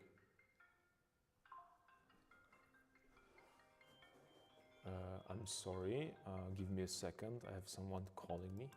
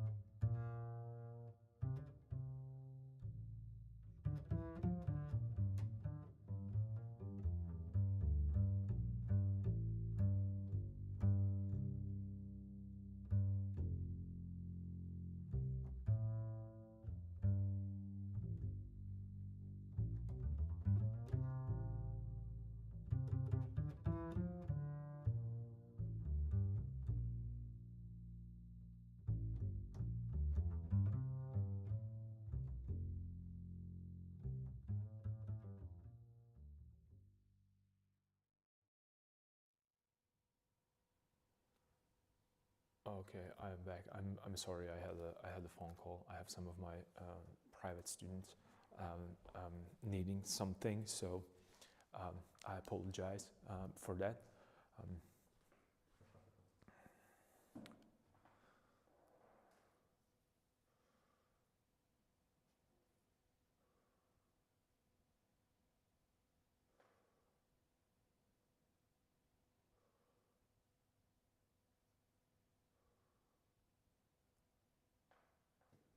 Yeah, that's exactly what happened to me. Coming back to what you wrote about, I was just ice skating with my, and it was so fine because I already, it just I it was the front of the door, right? And in my mind was, okay, I survived the whole that horrors of the ice by the time I get here.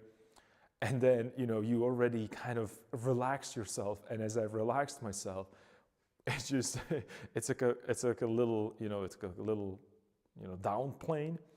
And I felt it. And the moment I was moving my my foot, I felt that the other foot just sliding already. And I knew before actually my legs went up, I knew this, okay, I'm gonna fall. And I was holding a pastry that I get from I like to go to that pastry shop early morning when they get like a fresh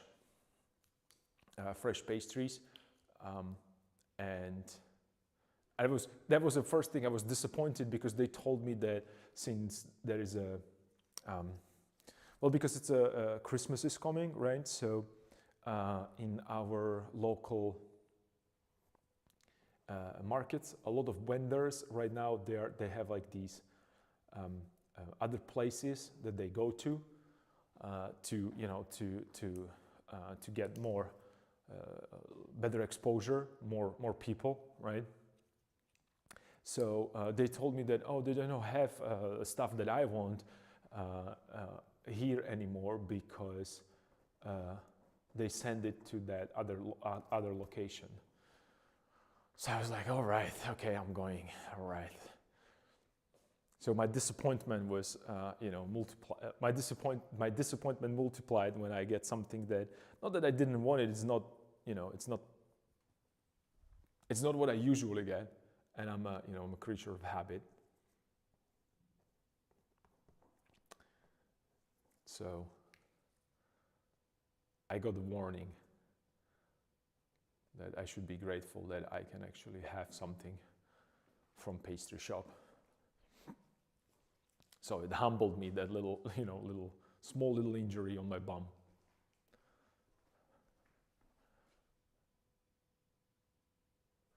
Maybe I could push this right here and make this a little smaller. That might work actually. I'm just trying to shape that shadow a little bit so it's a little bit more interesting. Yeah, this might be better.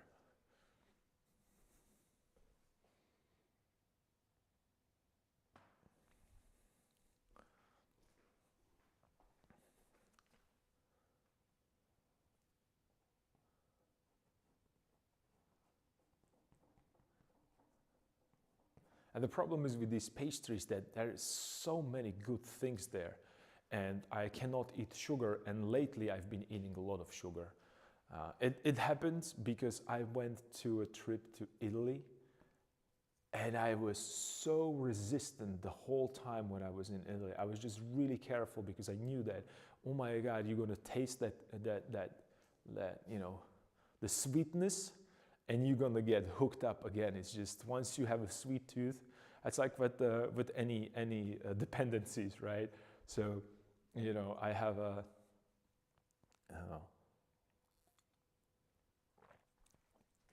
I'm addicted to sweet things, and I don't know why is it why is it that always the people that have a biggest addiction to sweets or sweet stuff cannot eat it, whether it's like people with diabetes and or like I am with the skin irritations and problems, because the sugar really aggravates my skin and irritates it to the point of like I'm scratching the whole night while I'm sleeping.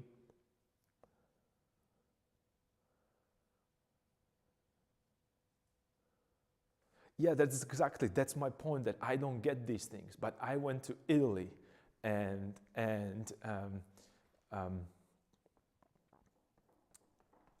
every morning I was just to experience the Italy and different flavors. We went to these different cafes, like the morning bakeries, and they had just, you know, the pastry. And you know, Italians, they always, you know, they take a pride with these things, right? So they're like, oh, this is the best. And in Florence, we found like amazing place that was not that crowded. It wasn't, you know, particularly touristy. And you could see, like, you know, you could see even police coming there, having a morning sweet. And it was something very interesting about that. Since, you know, I consider myself European, but I prefer to, and this might be in my country. I don't know how it's in the other countries.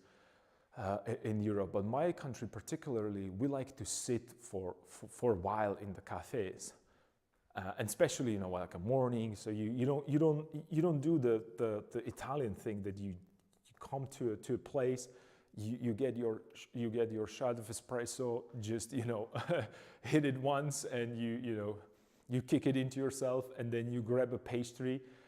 And you're eating it, and you finished your coffee and your pastry while you're waiting in the line in Italy. That was such a bizarre, you know, experience for me. I was like, what, really? You guys not even going to sit? And there was like a long queue, you know, and it went, the first you order the coffee, and then you move a little bit, and you see these pastries, so then you order the pastry. So a person put the pastry on the plate, or server, right in front of you with your coffee, and as you were moving, you know, to the cashier register, you finished everything, you paid, and you left. It was such an interesting thing to observe. And they had 2 or 3 tables, and you could see you could clearly see the foreigners are sitting behind the tables, and all the you know, all the Italians, they came. That, you know, they are loud, they are expressive. And, you know, even the guy when work with the espresso machine has these, like, I don't want to say that unnecessary movements, but he's adding a flair to making a coffee, right? So he needs to show you that he's here, because it was a male server. He needed to show me that he's there, and I should, you know, acknowledge his presence visually. So I'm looking at him because he's performing. He's not just giving me a coffee. He's making the art of making that coffee. That's a performance that I should enjoy. And it was really, it's just, I know that we have these, you know, like hipster cafes in my country as well. And, you know, you have these professional baristas and so on and so forth, that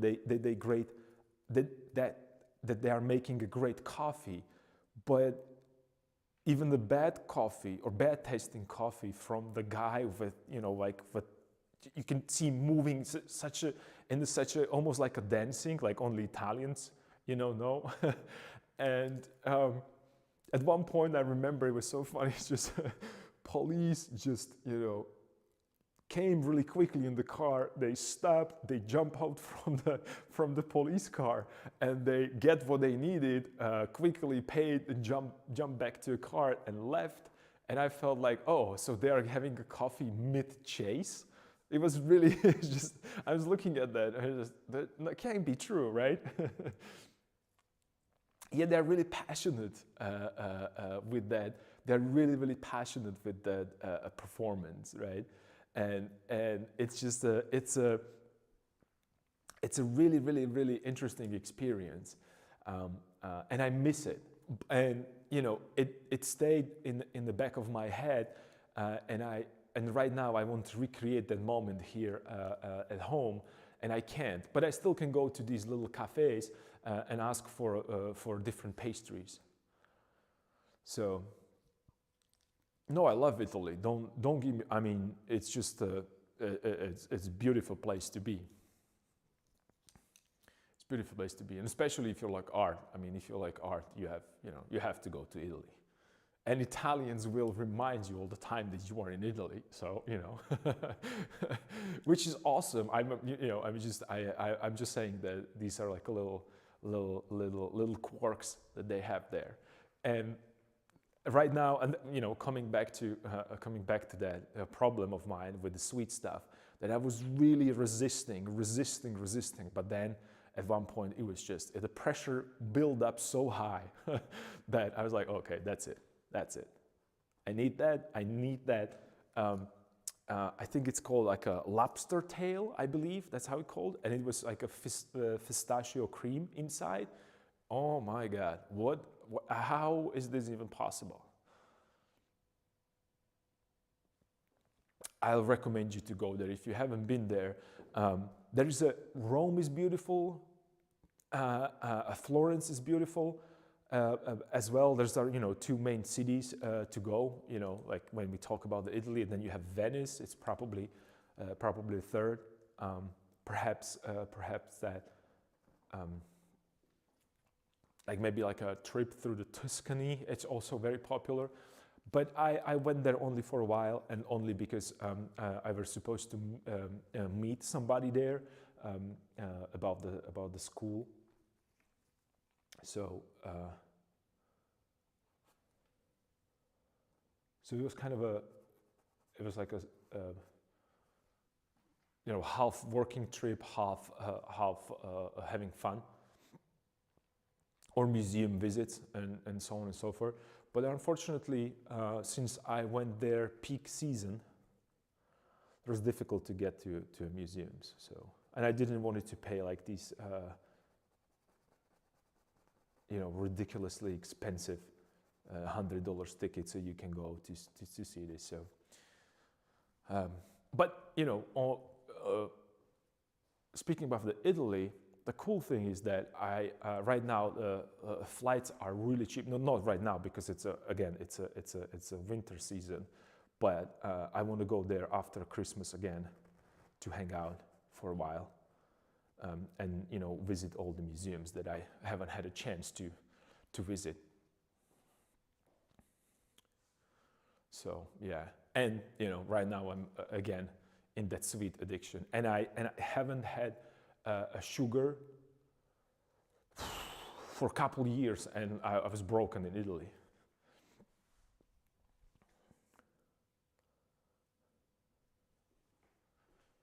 And right now, the only thing that I can think about it's a pistachio cream lobster tail pastry from like that. They have these like I said, little bakeries. I think that it's just if you haven't been there also to point that out, is that it's expensive during the season. Don't get me wrong, but when you go there off season, and you don't mind when it's when it's not the perfect weather, because it's not that it was.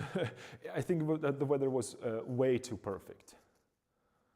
The weather was way too perfect in terms of it was 30 degrees and it was so hot. It was so hot that I was just okay. I'm in Rome. It was August, and it was extremely hot. I don't recommend anybody to go there in August. Well, unless you like really warm weather, then go August. But if you are more like a person that likes to travel and like sightseeing and stuff, oh my God, it was just too much. It was too much.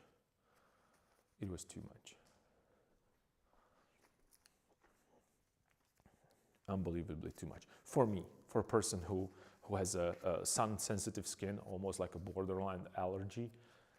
It was a little too much, and I couldn't change the dates. Because it was, like I said, it was a half business trip, so.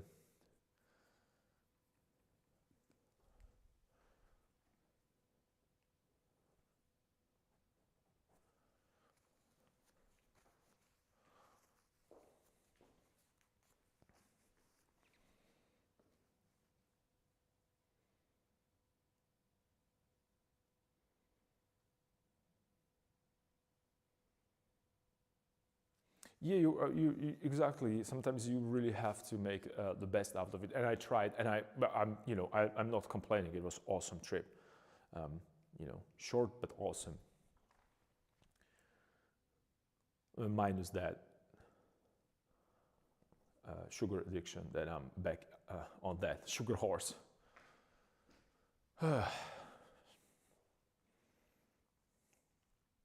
So if I'm gonna get, if I'm gonna have to zoom out the camera because I won't be able to fit into frame, you know the reason. Italy is responsible, and they're delicious pastries. But I didn't have a coffee. I was adamant about the coffee because I know that coffee and sugar, I won't be able to survive, And I was so close to have because when you imagine you come to a cafe in Italy and you ask for green tea, they're like, what? We don't even, I don't know. So they have to come, to that, to that one special drawer that they have.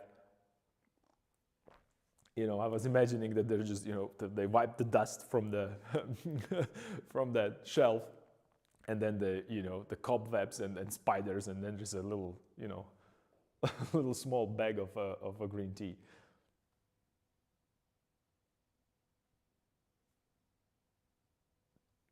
And and in America they should, yeah. And you know what? Here's the thing. Since I lived there for almost 7 years.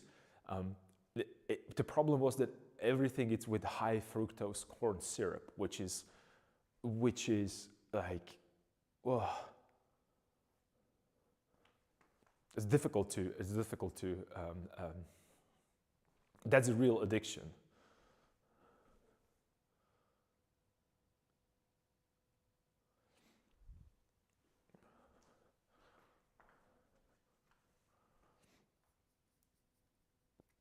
So yeah, they add a sugar everywhere. But you know what? I have to say that luckily I was in that, again, hipster California area that everybody wants to be skinny and good looking. So, it's just, you can find places without the sugar. But when it comes to that the central part of United States, like, forget it. And I don't have a problem with it. You have your choice. You don't need to eat it if you don't want to. It's just they're making it really difficult, and it's even right now in my country, it's very difficult to get high quality, affordable food.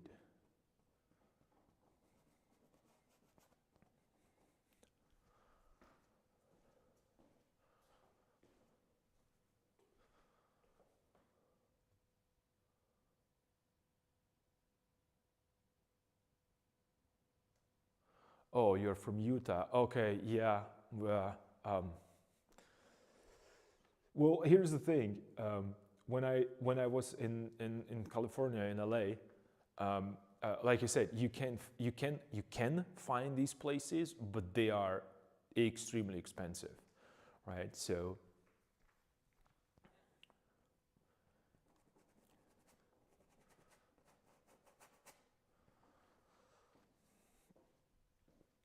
when you're a student and you can barely afford to pay your tuitions, really Whole Foods is not really an option for you. I mean, I went there a couple times, but then I learned how to make my own peanut butter because I got addicted to peanut butter when I was in United States. It's something that just simply does not exist here. Or it's not even popular. No one even, like, it's not a thing. Peanut butter is not a thing. I don't know about other countries in Europe, but my country definitely no peanut butter.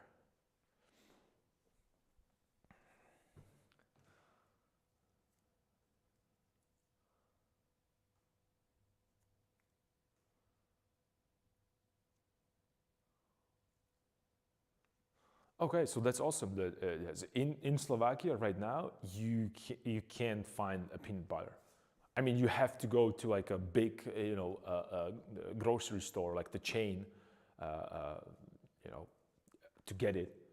But no one is even buying. I never seen it. No one ever, no one ever offered me peanut butter from the friends when I get to them, right? They're asking you like, would you like to eat something, or or when you go to some,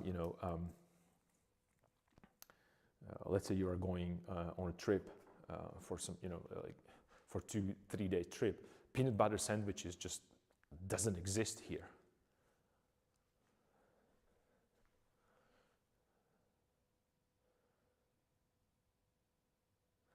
Yeah, I know. I started with the peanut butter, but then you have like a mixed nuts or almond butter. Oh my, I know. It's just, that's so good. It's so good. I love it. I mean, I remember that when I was in US, that was all that I, at one point, it was all the time the same thing, the beautifully, like a really lightly toasted bread with peanut butter and jelly.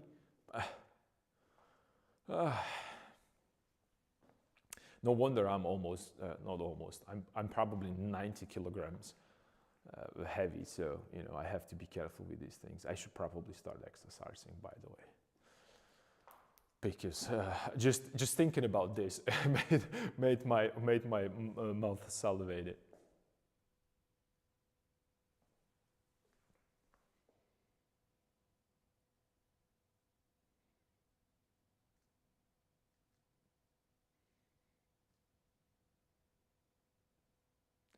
Yeah, it is. This is, and I understand one thing actually, that why everything that is so good it's unhealthy. I don't get it. Like why, different foods, like I don't know, what's the famous like Brussels sprouts? Why aren't they super good? Why they don't taste like? Why was like we have so many scientists and researchers working 24/7 about I don't know, like a black hole theory. And I'm not saying that I would like to know what the black holes are, but please, could you first figure it out how to make Brussels sprouts extremely tasty, healthy, and cheap? So I'm gonna eat only those.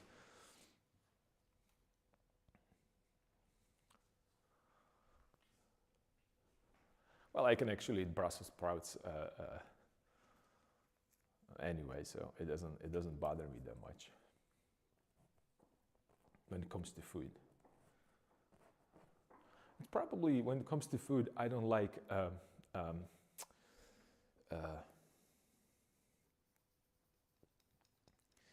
I'm not a big fan of red meat. It's probably something that I can live without when it comes to food.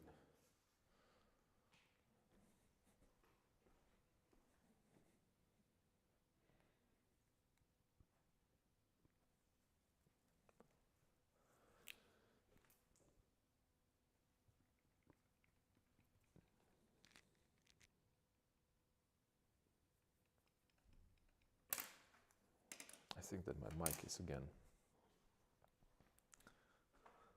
all over the place. Of course it is.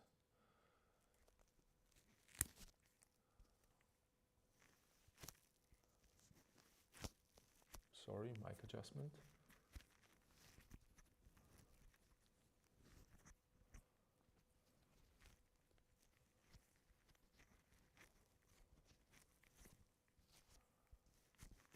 Okay.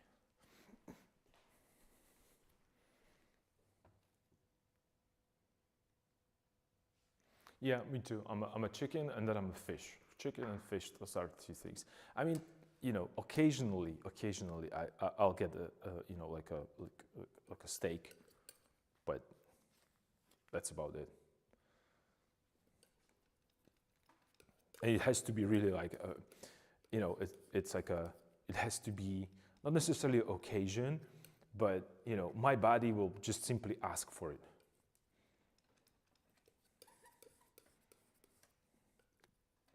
And it's usually, during the summer, I started to, I actually, I don't want to say that my mom is responsible, but my mom wanted to try that Nordic walking. It's like a fast walking with these with the poles. and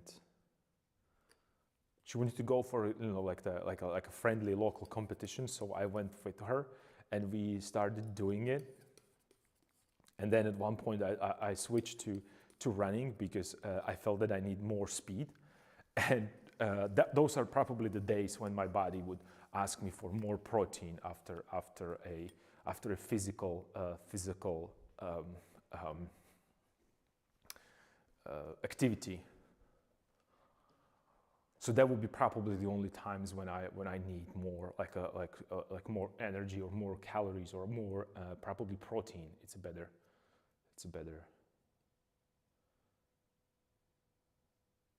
Is it fish expensive in Netherlands? Like you guys have access to ocean or sea at least.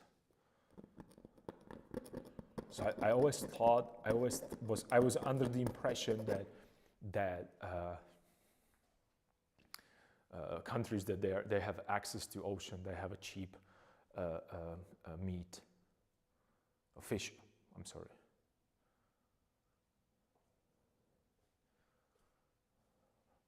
You know, because my country there's you know, you can get a fish, but you get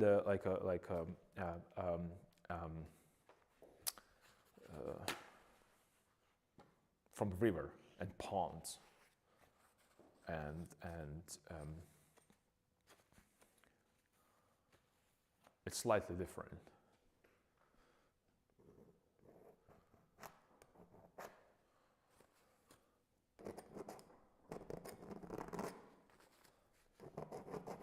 Cleaning it up a little bit here because I feel like there's too much texture, and again I want to reserve the texture for the arms and the face. Okay, I think it's starting to look better when it comes to the hands and the folds, but I still want to have more a structure, like more body underneath that clothes. I get rid of that belt, but and the reason is that, you know, I pushed it a little too low, and it's on the same line as this one, right? So it's kind of, again, I was splitting the canvas with that, remember, with these implied lines. So I covered it there. I changed that folds, and maybe I can push it a little higher up right here, that belt. And that gives me like a little bit different shape right here, and that would solve the problem right here as well. So I would just show where the thin part of his body is. Plus, I'm trying to lean him more towards the, you know, like you remember I was talking about that. I'm trying to lean him a little bit more on this side, so he looks like he's in that controlled fall state. You know, when it comes to this. And then again, I think that this should maybe extend a little bit more. So let me get more of that lighter value. A little bit more saturation. So maybe if I push it a little bit more here.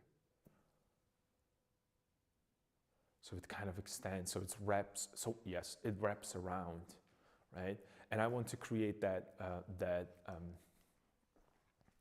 and maybe I should extend okay, yeah, let's do that. Extend that darker value right after this, but it should be a mid-tone, not a shadow. So I'm trying to go somewhere in between. All right, so I have a light, I have a mid-tone, I have a shadow, and they're very close to each other only because, you know, like I said, I'm working with that idea of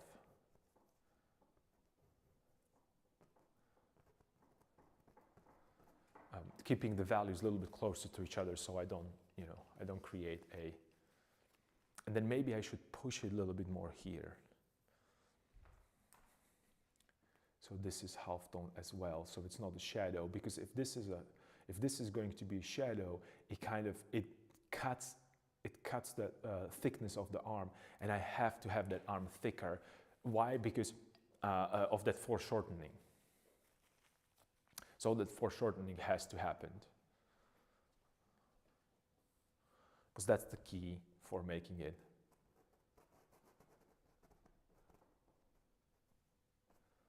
Yep. And then perhaps just a touch of here. Little lighter value here. So it's sticking out. So I'm trying to create a nice shape, but I don't want it to be too destructive. Maybe just a little bit more saturation there. That might be too much. It might be too green, so let me desaturate that a little bit. Not desaturate, let me.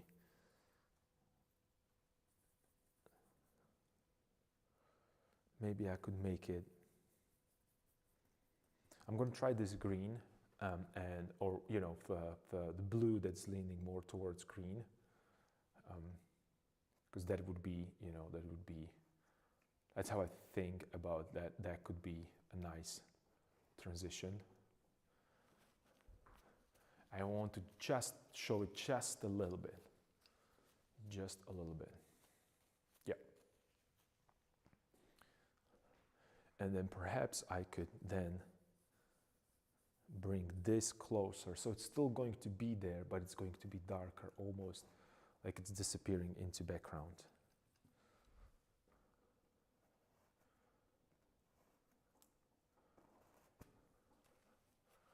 Right, to correct that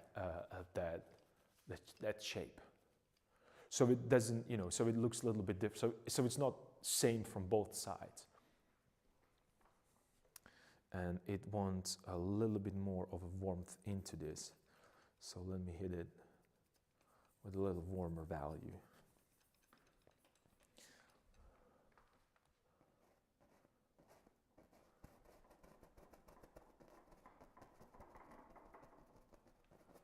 So it almost disappears. So it looks like it's not there when you're looking at that when you're looking on the camera. But I still see it there. Perhaps I should push it a little bit more out, right here. So this is where the elbow is going to hit, right? Yeah. This, and then from there it goes under this angle, right? Because I'm looking at this direction, so I'm gonna, it not necessarily that it wouldn't necessarily stick out that way, but I want to show that there is a little bit of elbow there before it changes and go up.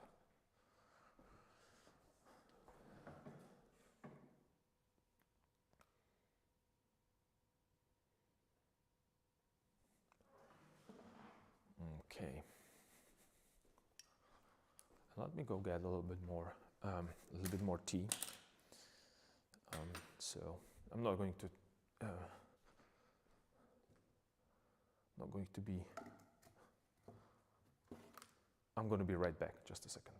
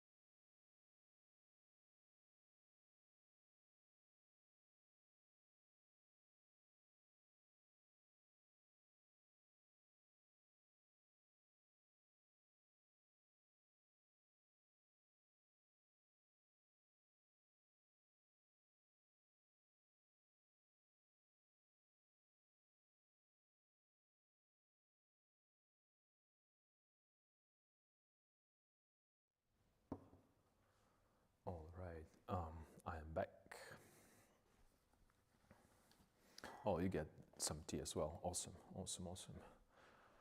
It's getting darker again here in my studio, but that's okay. That's fine because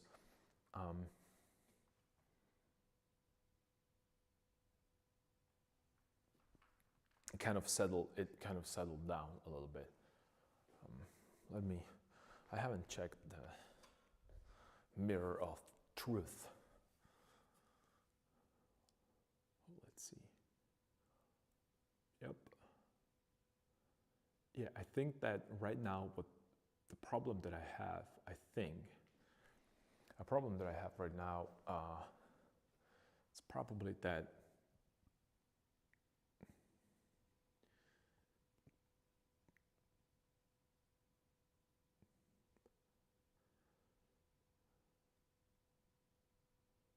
faults. I just need to deal with the faults. I think he's okay when it comes to perhaps maybe, and this is just a quick thought. Maybe I don't even need to show anything here, no rope or anything like that, because there will be so many elements here happening again. Perhaps create the better shape right here, because I have like a arrow, like a tangent here, and then another arrow here, and then the same thing is happening here. There's like a little adjustments. Here I need to create folds a little better, or design the folds a little better, but the volume as it is right now, it's kind of working. This right now looks a little too boring, a little too symmetrical, so I have to and maybe hit this a little harder, a little darker, perhaps, right?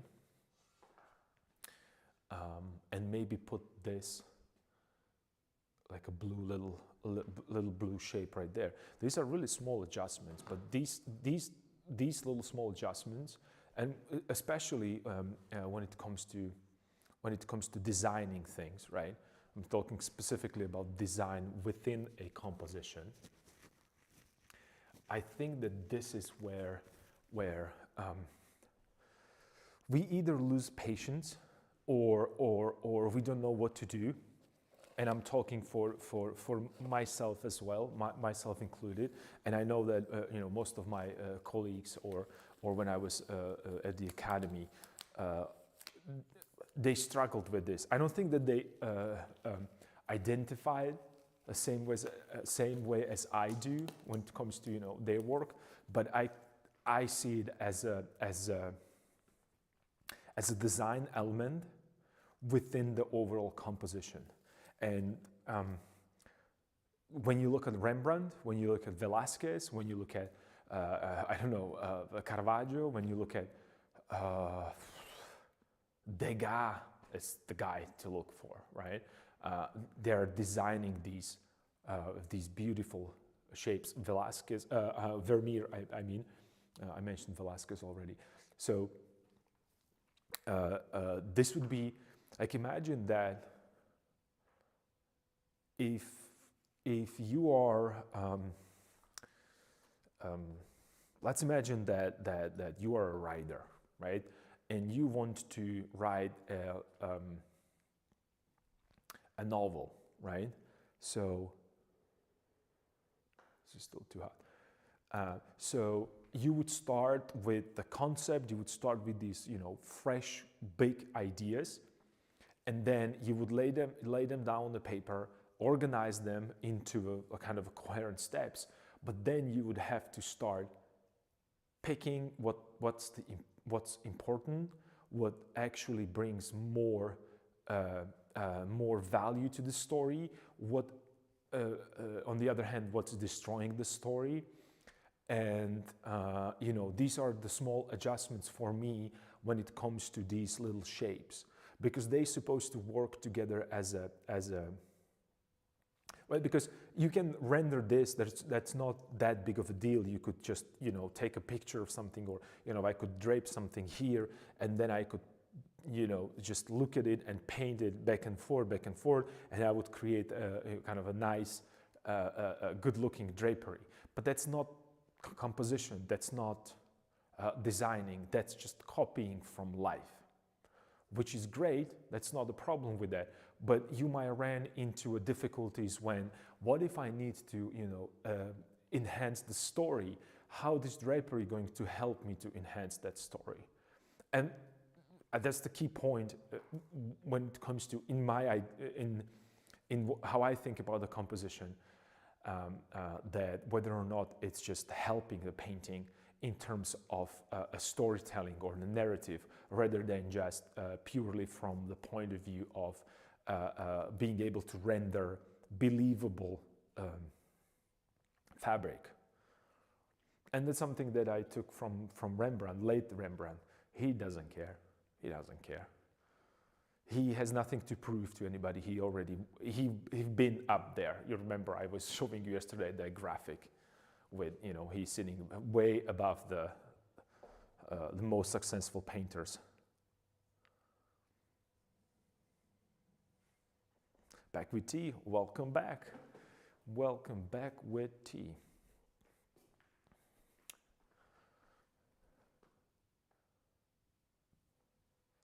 Maybe if I push it a little here.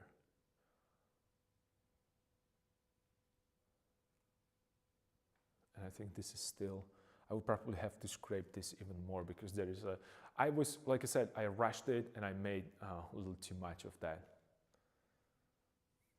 And then maybe I could bunch this a little bit right here. Cut it into this, right? Create little bump right there, which would give me opportunity to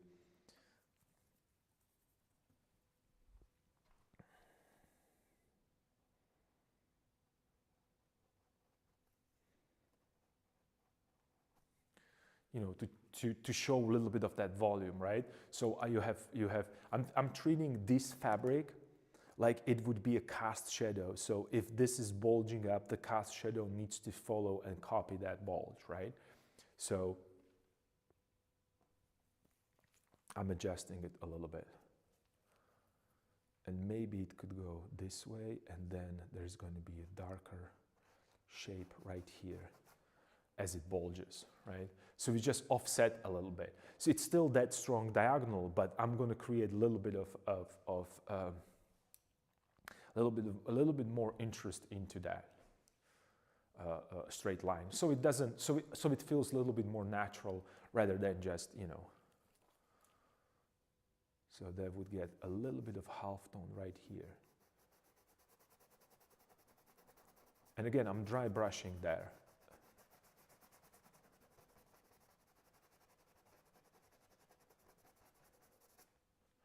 Right, just a little bit of that halftone there. So it kind of weaves and waves back and forth. And then I perhaps could use a little bit of a halftone right here where the fabric is to push it. Yep. A little bit more. Same goes for this. To push it a little bit more in. And then would push this in as well. Or out rather.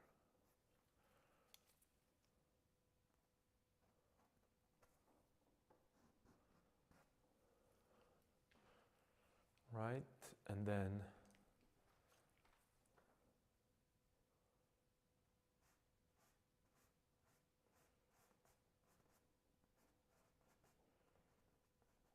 this is how it goes. Right here. So it's bulging a little bit. So instead of actually putting the belt there, I am going to create the bulge that's going to kind of feel that something is underneath there. And since you were asking me how am I going to deal with it, so this is how I'm going to deal with it. I'm going to create an illusion of something being underneath there. So that would give me that kind of a unifying thing with these two, but this is not going to be that visible. So if you look at, you know,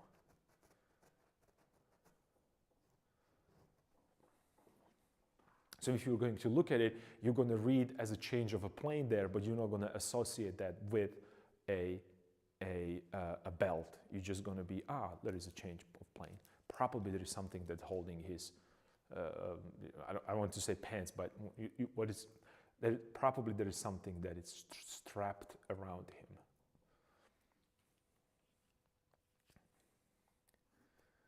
And let's maybe just cut it in here so it's a little bit more prominent, like I can cut right here.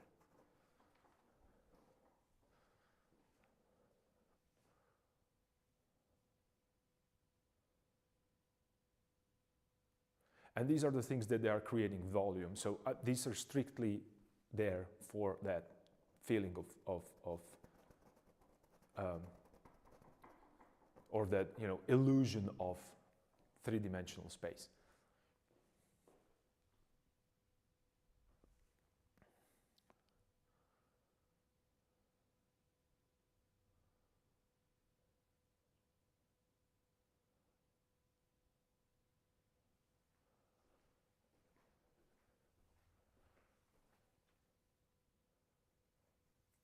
And same goes for here. I'm going to adjust this a little bit with a shadow, and I need to make this a really light area because I want to show that the shoulder is sticking, but also the parts that are on the shoulder needs to be probably lighter. Not probably, it should be lighter. So I'm going to scrape this a little bit so I have a space to apply lighter pigment. But perhaps I should wait while it dries a little bit and then scumble on top of it a lighter value. I think that would be better.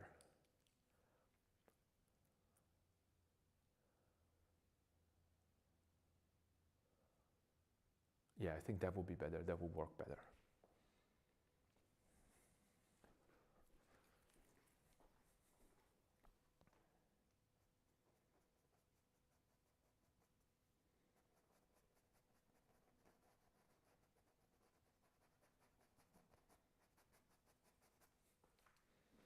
All right, so there's a lighter value there.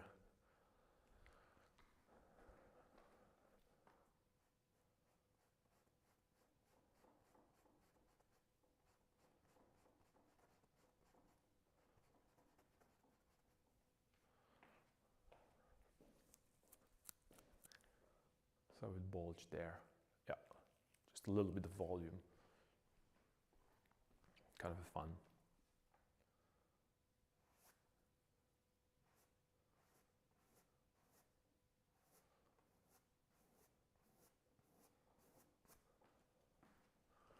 And then a little bit more here.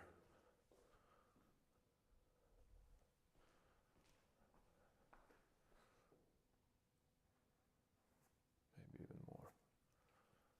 Just like so. So I'm trying to, you know, merge them together, and I didn't want to create the gap right there. And then there should be a little lighter value right here. Whoops. Like so. And I'm using the blue pigment. And the reason is because I want that, you know, I will go there again with a little bit more saturated pigment and just play with that, with these folds.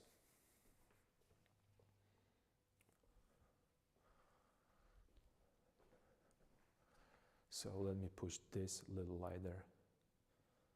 That's going to be like a highlight right here. This is the one. This is the lightest point. Right, as it enters into underneath that. As enters underneath that. It goes around like so.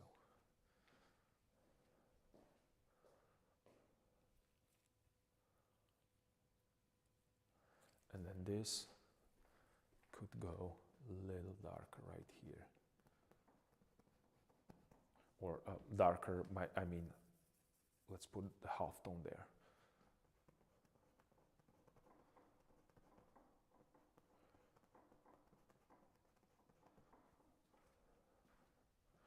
So again, so I would show that this little area, it's front of this, and it's not casting shadow, but since it's underneath, it's receiving less light. And I'm going to design that to imply that, you know, diagonal there. with that halftone. So, and this would be really difficult to do if you have a specific setup of a draperies. That's why I'm so adamant about working from imagination. I know it has a lot of drawbacks, like repeating so many mistakes over and over again, but I mean, if I probably for the large piece, I'm gonna get specifically some people to pose for me. But I will figure it out everything from my imagination right now, and then I will drape them and put things onto them the way that I want to. And plus, if there is something that I don't like, I can always invent into that painting again. So. Like being, I'm taking the best from the both worlds.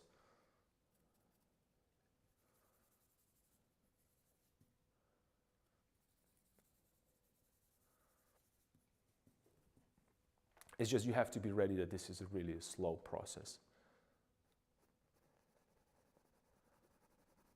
I felt like that this needs to be unified a little better. Too many different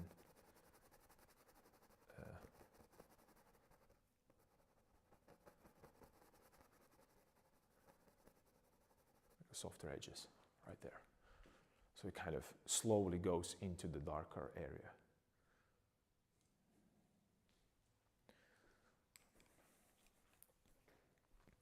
And I did a little bit more saturated blue shadow. And not even a blue shadow, it's not necessarily blue, it's like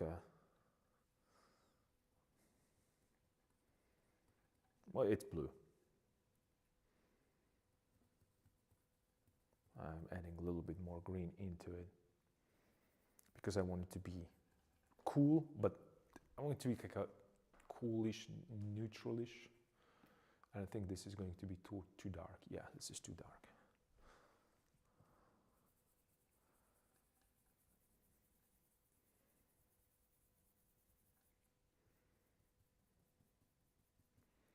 A little more of that saturation there.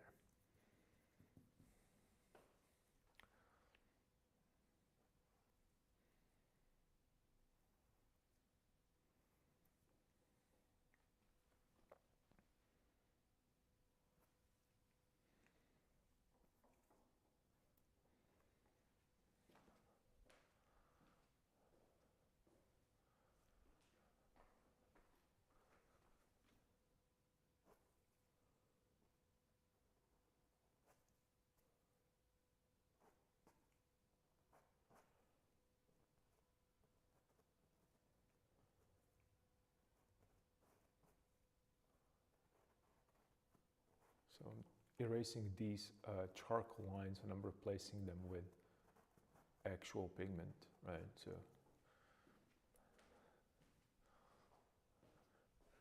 they don't stick out that much. Not that they stick out, they just, so it's painted, so it's not drawn there. Like, there are no drawings.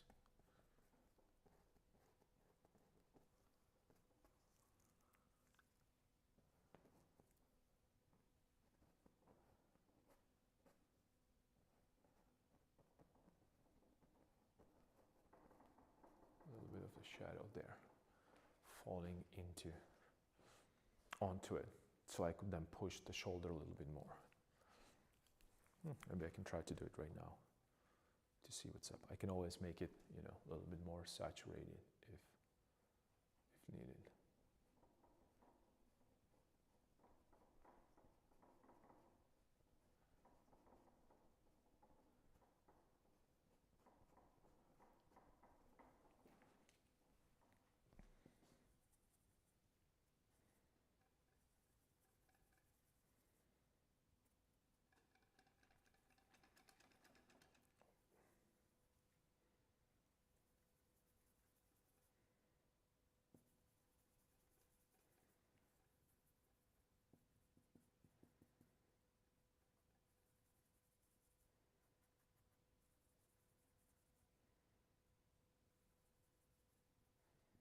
A little bit more saturation. saturation there. There.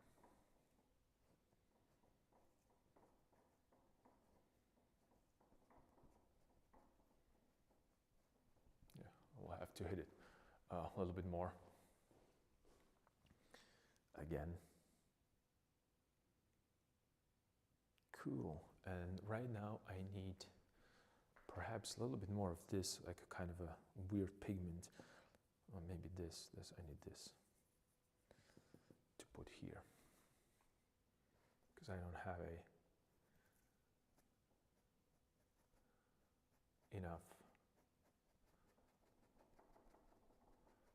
vibrancy here to separate that arm from the cloth. So I still want it to be light. I still want it to be, I still want that to be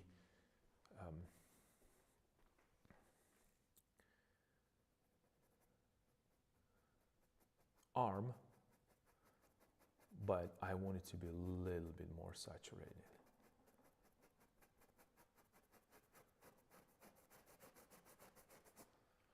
I just connect it all the way through. And I used almost the same pigment then for that garment. It's just, I can do that because it's surrounded by different pigments. So it's not going to read same way.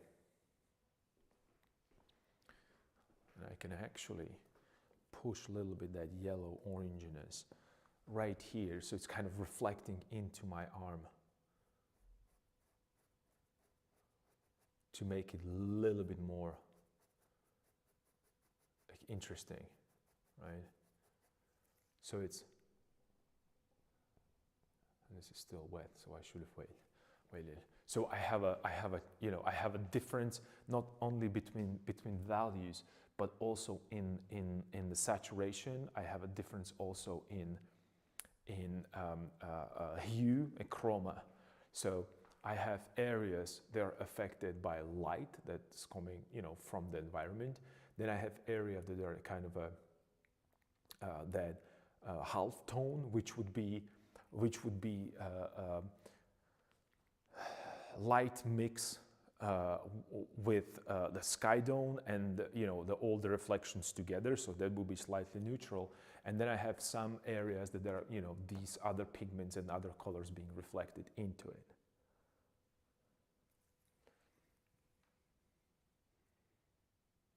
So I can push it a little bit more chromatic in some areas.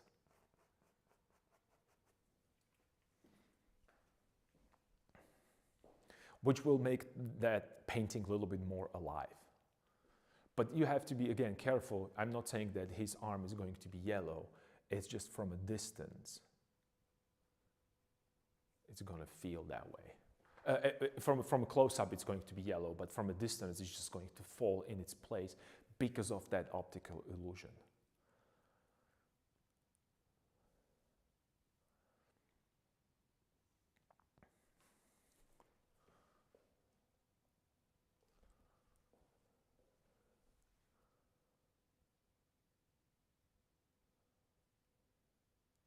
Yeah, and then I have to go into that, into those legs and probably push this a little bit more.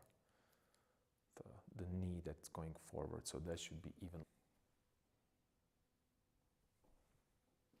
And you remember, I worked on that knee. I didn't want it to get back to that knee, but obviously I have to.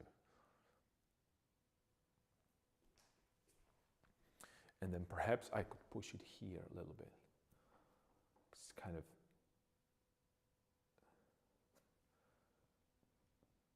wants to be a little softer here. Oops.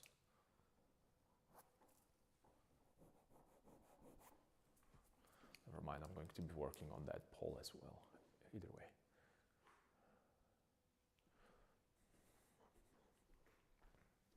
And the reason why I'm doing this is because I want to break that same shape, that I'm going to have a streak of light,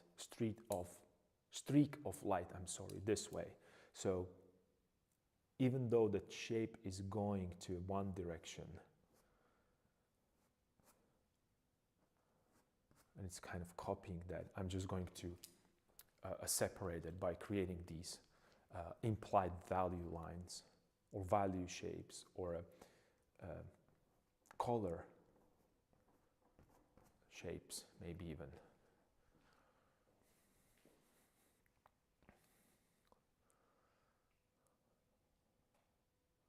And it's a really, this is something that it's kind of difficult, but, well, kind of difficult. Why is it difficult? Because let's say that I'm working with this like a neutral blue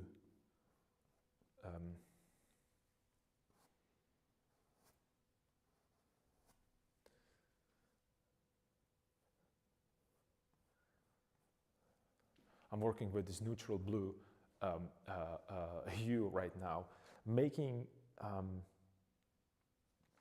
neutral bluish hue in this light value being chromatic. It's challenging. It's really challenging, because that goes back to that Munsell that I was talking earlier. That's like these Munsell's charts that they'll show you how chromatic you can be, or what's the maximum chroma you can get from this value with this pigment, with this hue.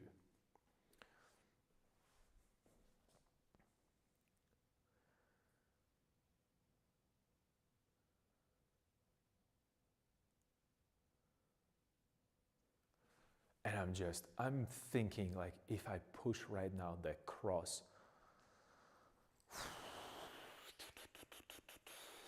I shouldn't, but I have to. I'm sorry, I have to. Maybe I won't, because I don't have that yellow up there.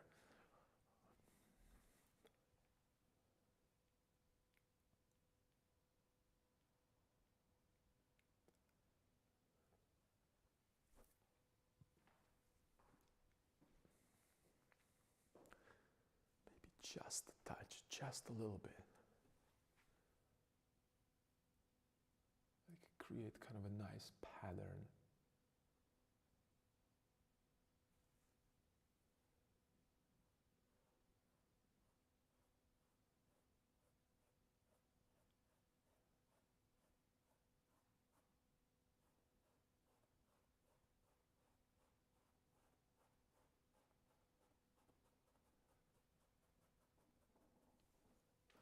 Just a little bit. Maybe it's not a good idea. I don't know. Maybe it is. I think it is. Because I need something, you know, I have yellow, yellow, yellow.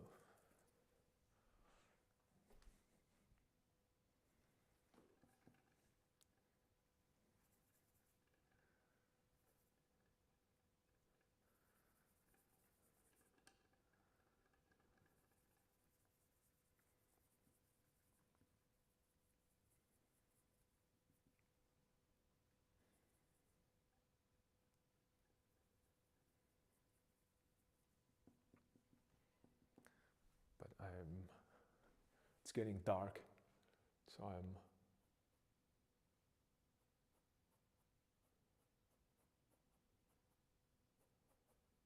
not sure if I can really work with this.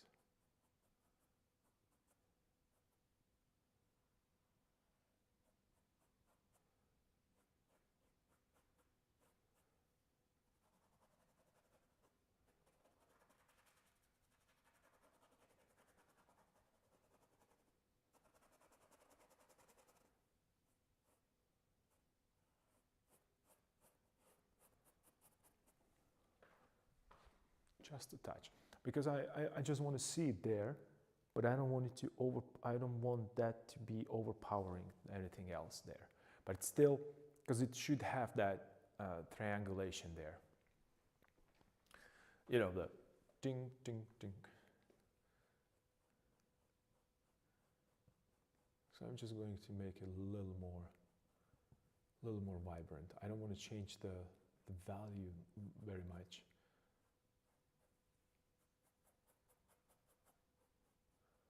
And then if anything, I might just really push the edges a little bit more. Like I really showed that it's not round object. It's really man-made.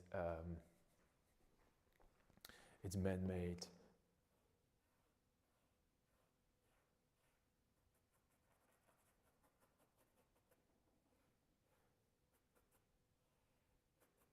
Geometrical shape with right angles.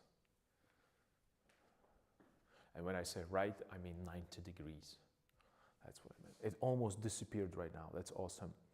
But it's, you know, I'm going to punch the chroma even more, and it's going to stay same value, but the chroma is going to force it to appear a little bit more vibrant, ergo lighter, even though it's not going to be lighter when it comes to value.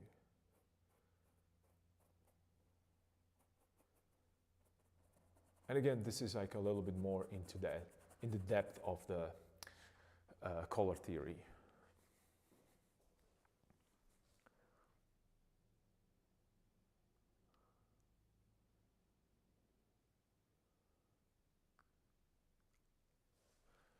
Cool, so I have this.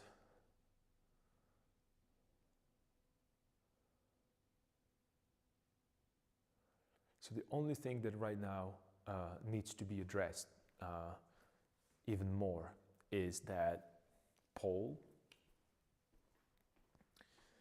right? This guy right here needs to be addressed. But let me maybe push it.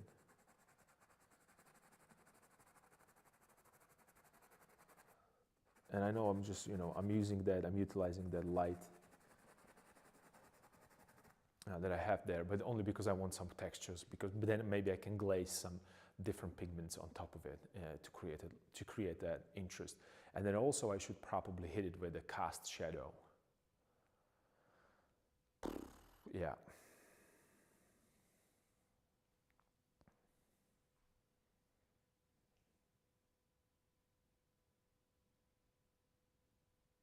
And then I should go down to his feet and finish the feet, and that means that that figure would be set properly where I want it to have, and I can start working and, you know, use it as a reference point for everything else that's going to happen there. So right now that figure is in front, moving towards us, and it's leaning also forward. I'm sorry, I'm out of the frame and I'm leaning for you, posing into the camera. So he's leaning a little bit more forward and a little bit more on the side, which creates that kind of an offset, off balance. Like he's not falling, he's controlling his movements, and he wants to go forward or move forward. And let me hit it with a little bit of this right here. So I have that a little edge, and then maybe also a little bit of a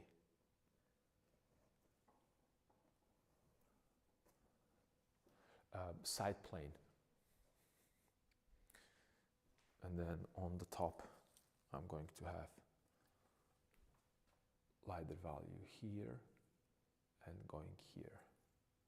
So it's connecting in the back, right? So I created that side plane and top plane.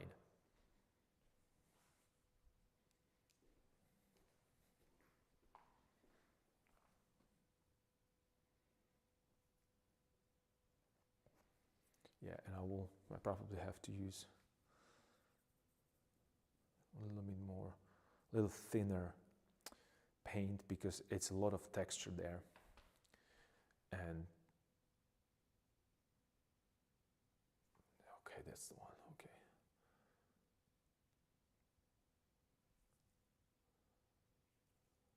Cool.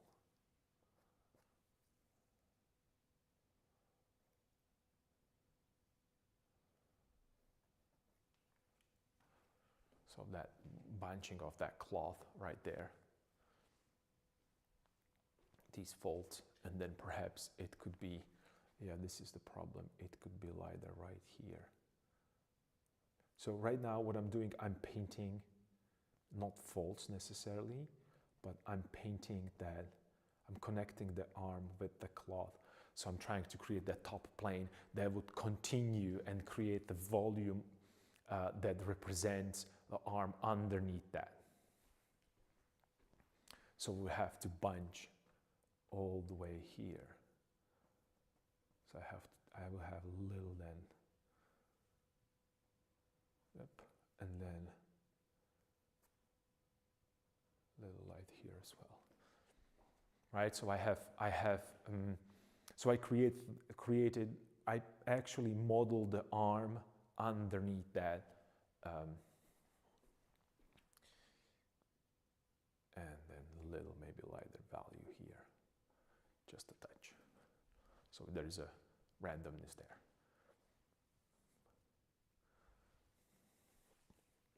And let's bring it home and let's push this lighter value here as well.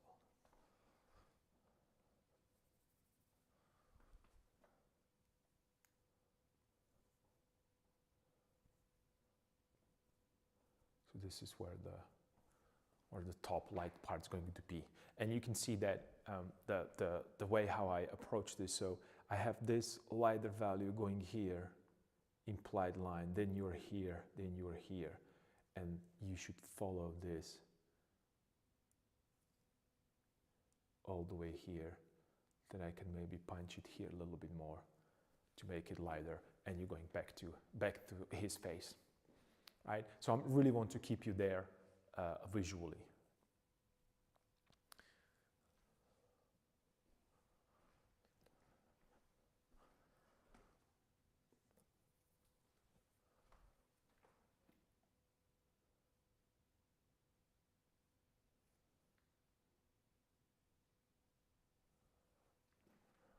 Plane here again as it folds.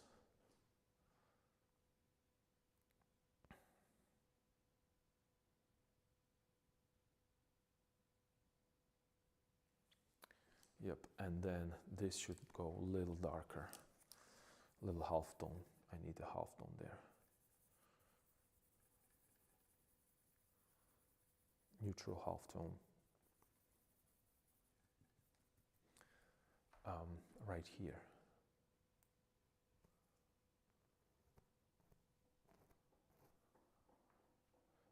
And here as well. Right, little half tone, so I have, okay. Yep. Slowly but surely, we're getting there. We are getting there, and maybe just cut this. A little bit, make it a little bit more interesting. That penumbrum effect.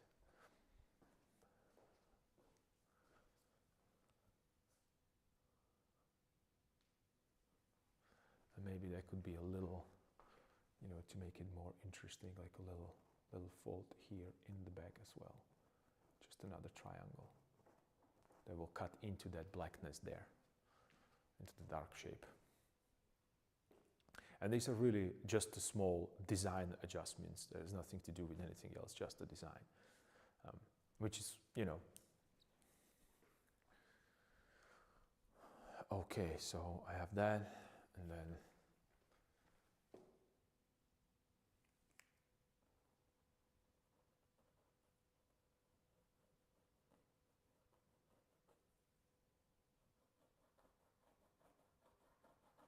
a little more of this. Because I will see the bottom plane, so maybe I could push it with a then high saturated.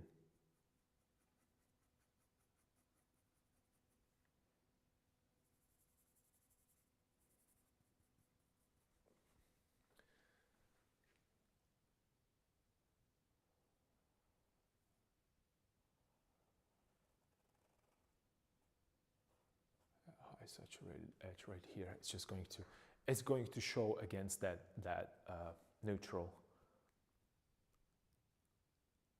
Yeah.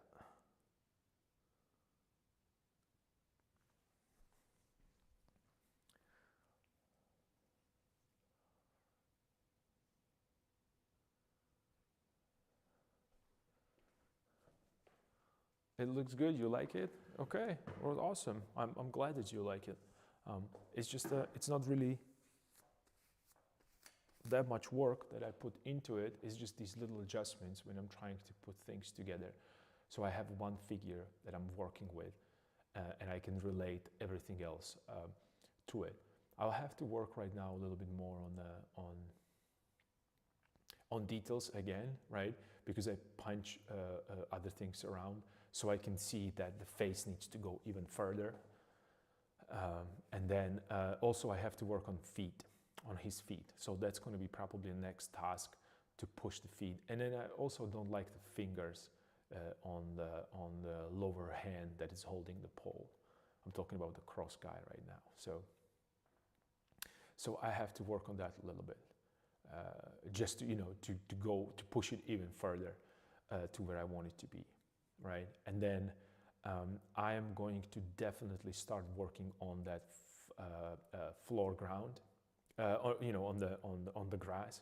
And I was already preparing it and looking for it. So I'll probably do something here, like, perhaps actually paint some flowers, not flowers necessarily, some plants that they are, they grow locally, right? So I would just set it into the environment that it's familiar for us from this region, right? So that would be another step, because I want to make sure that it's not necessarily 100%. You don't know where they are. Sunflower would be awesome. I was actually thinking about that sunflower, but I'm not sure historically if they grew here.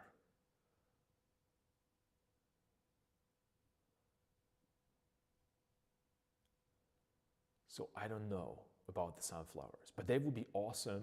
You might think that they are not small, but it doesn't need to be a small a plant. It doesn't matter, because that plant can grow in the background all the way here, right? So it could be here. It can be behind his shoulder right here, and I would think about that as a, you remember, of course you remember, but it's just me going again with that variety within a unity. I can switch and change this head for sunflower head. It doesn't really matter. It's still going to stay. It's still going to work with the shape that I'm looking for, right? That silhouette. So I don't really care if it's that long, because when you think about it, he can be holding a sunflower instead of this pole. And this guy, when you look where the leg is, how he goes, and the top, this could be totally, definitely sunflower, no questions asked. So it's only just that imagination and how far you're willing to push it. And also for me, is it going to help that narrative or not? Perhaps it would, because then, when you think about it, and this is why I like to paint, or creativity in general, because then I could actually point the sunflower, like sunflowers, they rotate where the sun is. I could, create this, illusion that the sunflower is pointing to him, ergo, they are the sun, they are bringing of the light. And when I say bringing of the light, it's bringing of that enlightenment, the language, right? So, when you get into that, philosophy, you can, and the symbols, you can still, there is room for that.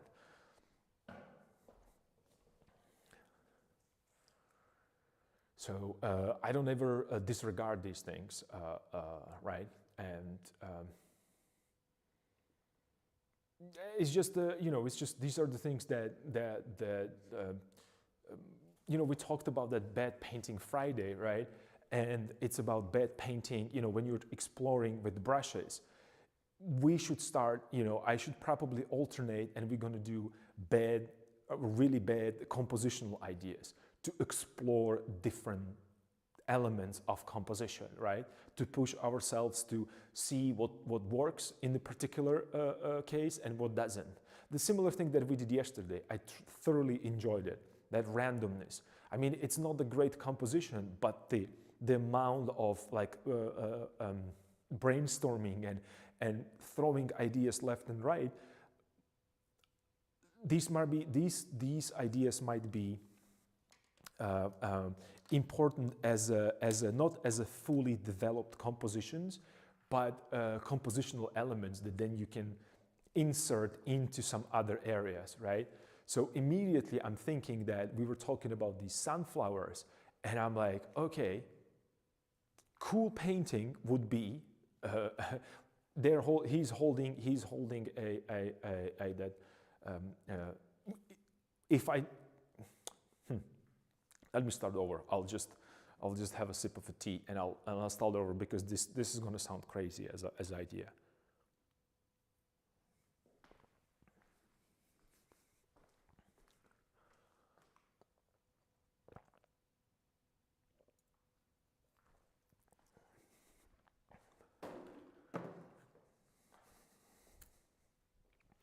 So imagine this. We're so familiar with this setup, and when I say we, I mean me and you, since you're watching this stream for a longer time, and we really talked about the history and the ideas behind these two figures, and the narrative that is there, and the overall story and thoughts behind that. But right now, the cool would be just, you know, like you said, there's the sunflowers, and I have that idea in my head that the sunflowers are turning towards the sun. They're bringing that enlightenment. So instead of holding, you know, creating, I might do like let's say this guy. I don't know if you can see it. Let me just move this a little bit out of the way. Yeah, if you look at this guy right here, I know that you cannot see him very good, but he's holding that, like it's not the banner, it's an icon on a stick, right? So I want to do, and that's probably what I'm going to work on, make him, right, as a separate painting. I have some loose canvases here that he might fit into. Let me show you what I mean. I have like a,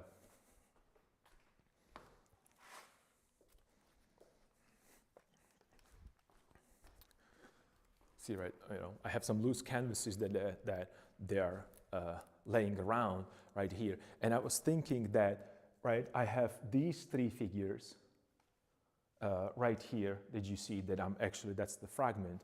But instead of, you know, painting him just because I need it, I could actually, when I'm looking at the size of the canvas, fit him right next to it, right? So I have like a diptych. And then actually I have another canvas, loose canvas, that I can do next to it with these other with these other figures right here. Where's my pointy stick? Where's my pointy stick? There it is. So I have this section right here that I cut out because I wanted to have 1, 2, 3 figures there, because this is the main composition. I have partially these guys. So as it ends right here, the other section, these guys right here, could be on another loose canvas that I have there. This guy right here is going to be on this canvas, and I can have 1, 2, 3 as a triptych, right? They're going to be the same sizes. They're going to, but I think it might work nice. It's going to be like a kind of a newer, fresher, more hipstery, postmodern kind of a take on the classical painting, right? And why don't I take this guy and instead of icon, just for the fun of it, give him a sunflower into a hand? Because why not, right? It's just those are the experiment. It doesn't really matter. It doesn't really matter how what he's holding, because these are all symbols, and perhaps he's shining light towards that thing, right? Even though, you know, some hardcore Orthodox Christians might be, I don't want to say offended, but they might have a problem with it. But these are still fragments and test pieces. So it doesn't need to, it does not have to make a cut into final painting. But it would be kind of a cool, fresh take on and symbolic idea of what was happening. So this is like a, you know, I shouldn't share this because because these are just the ideas that are floating in my head. I'm not really, I don't like to share, not that I don't like to. I'm being a little bit more, just a second, I'll show you. I mean, another loose canvas that I have, which probably could work pretty well. Right? And the other side would be, this is probably the size of the other side. And these were two random canvases that were laying around. So I can use this from the other side. So I have this on the right side, that as a middle panel, and then the thin one as a very left one, right? So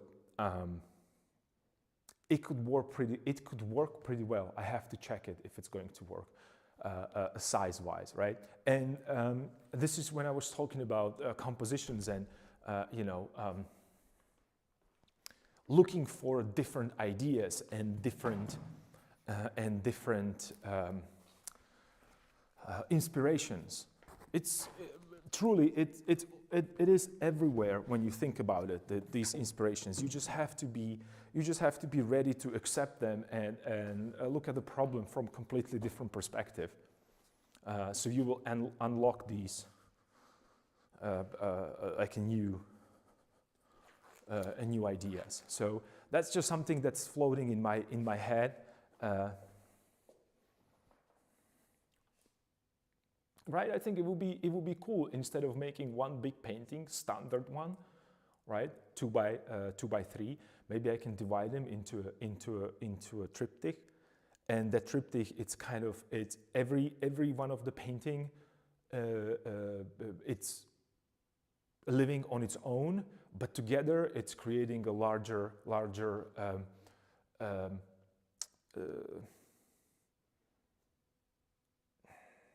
like a larger piece. But then when you think about it also, again, because I am still in that realm of philosophy, I just cannot get out of it. I think it's a great part of art, or major part of the art, especially nowadays.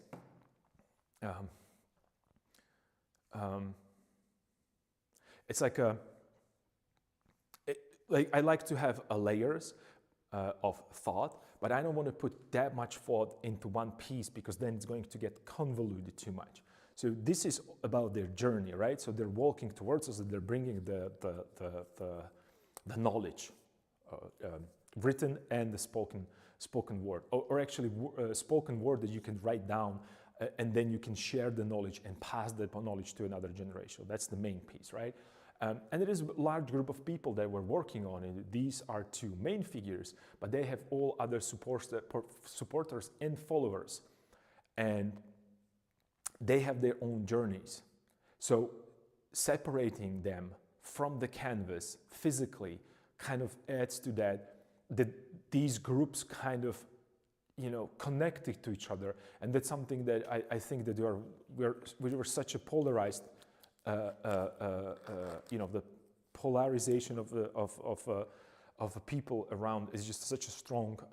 It has such a strong presence, and putting 3 different canvases together, just like on that philosophical level, or like just I don't want to say ideological, because that's not ideology, but it's just. Not only theoretically bringing people together, but I brought canvases together with a different size and a different shape. So every different kind of a person worked on that task to bring the letters and alphabet to my country. So that's just like like another layer, but that layer, it's not in the canvas itself, because that will be convoluted, but it has its separate meaning.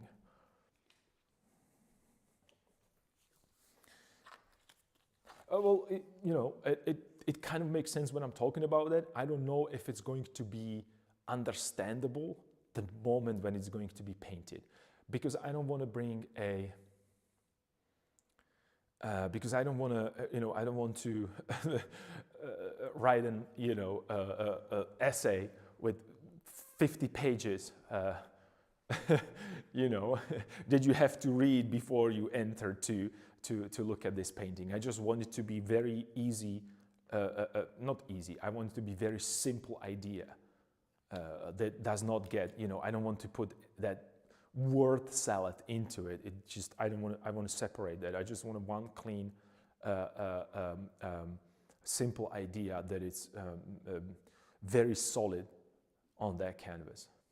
And then, of course, you're going into these nuances, but these nuances are just for your own entertainment.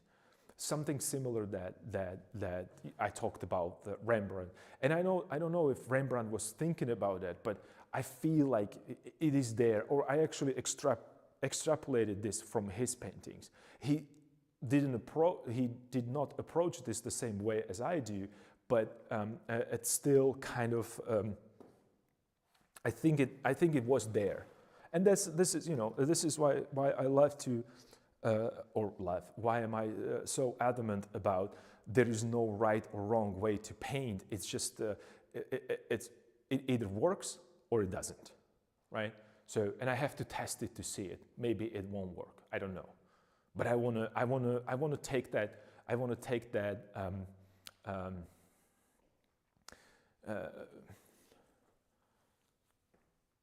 I don't want to say that I want to risk it, but I want to take that risk and try to paint it that way. And you know what? If it's going to fail, it's going to fail. So what? I always going to learn a lot from painting these two separate canvases and trying to connect them. And actually, expand on that even more would be that this is during the, let's say during the summer, that might be autumn, and the other part might be a spring. So they're going to show also a different stages of the journey within one with the one triptych, right? So it's just, we can really then start pushing the layers and layers upon layers. So,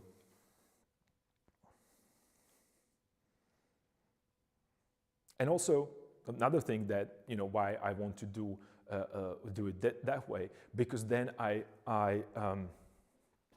compositionally, I'm going to, and frame-wise, I'm going to push that diagonal as well, right? Even more, because this is going to be bigger. It's physically sticking out more, right? And you're going to connect it with those implied lines that goes from one canvas to another, which is kind of another task on its own to make it work. So there's plenty of different, it's just, it always baffles me when people are talking about that everything was already been invented. I don't think that's true, and I think if that is true, then there is no point to do anything else new. Because why? If everything was here already, if everything was already invented and we're just copying. I don't want to copy. I like the new, fresh ideas, and I think that we are as a society capable to advance if we want to. But so again, you have to stop me mid-sentence when you hear, here is a thought, and then you say no, you're going into the rant for half an hour about philosophy that it's not necessary. But yeah, I would like to, I really enjoy these things, and I would like to understand that it's not, it's not happening that I wake up one day and I figure it out from first brushstroke or first sketch to the end immediately. Because I don't think that that's possible. Maybe if you are a prodigy, like, I don't know, like the famous Amadeus film by Milos Forman, where they're showing Mozart as someone who does not correct anything. He just falls onto paper like fully developed melodies and structures and so on and so forth. So unless you are on that level, every one of us, every other person, including me, have to really work and labor on these things and search for them and be ready for these ideas. So I'm developing these ideas as I paint.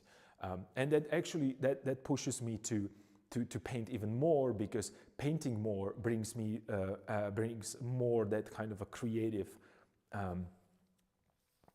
vibe into the whole atelier. So and since also you guys are here, it's so I feel that the generative idea, the generative spirit of ideas that are we can bounce off of each other and like I said, and push that painting towards new things. So we don't have that postmodern feeling of, oh, everything already been here and we're just recycling same thing over and over again. So yeah, that would be probably the outro that I could hope for. That's something to think about. Maybe you just you're going to be at home right now thinking about these things and add something of your own into it and create something completely new. So you remember yesterday we were doing these weird iterations of one composition, and it took us from like the classical exploring a Rembrandt into a final kind of a rave / Mad Max / I don't know, Burning Man a party painting. So which is fun. Like, I haven't seen painting like that in the classical style, like full blown like I haven't seen Nurderm painted that kind of a subject. So I would like to see how it looks. I would like to see how would Rembrandt treat treat things that we have these around us today. Like, how would he paint, I don't know, like rockets, because that's just the edge of advancement, like very edge of our advanced society, or what, like a planes or something. What would be the subject that he paints? It's just these are the things that preoccupied my mind. So yeah, thank you for joining me today. Thank you for these great ideas. And I don't know, maybe I'll show up tomorrow. Again, Sunday, it's like a kind of a difficult day for me, even with the traveling standpoint, because there is a different timetables for trains and buses. So it's a little too it's a little bit, it's not complicated. It's a little bit more challenging to get here. Plus, I always have like at least one day to kind of clear the cache memory in my head, because when you're constantly looking and doing the same thing, it happens to be repetitive motion, and then the creativity goes out of the way. It's just the muscle memory. So you do something else one day of the week. It's my cheat day, so I'll just do something else. I don't know, maybe watch a movie or something. I don't know, maybe go for a walk. Maybe I don't know, but I still have to work a lot on that NDA project. So let's see. Maybe I'll just do some quick. If it's going to be a nice day, I'm going to be here in the studio. Maybe we can do like a quick small painting. And it's getting really dark here again, so I'm just going to sign off. And if not tomorrow, then definitely on Monday. And if something changes with the schedule, you can always find me. I will post it on X, right? So anything else that I wanted to say? I'm thinking. Let me just read the comments real quick.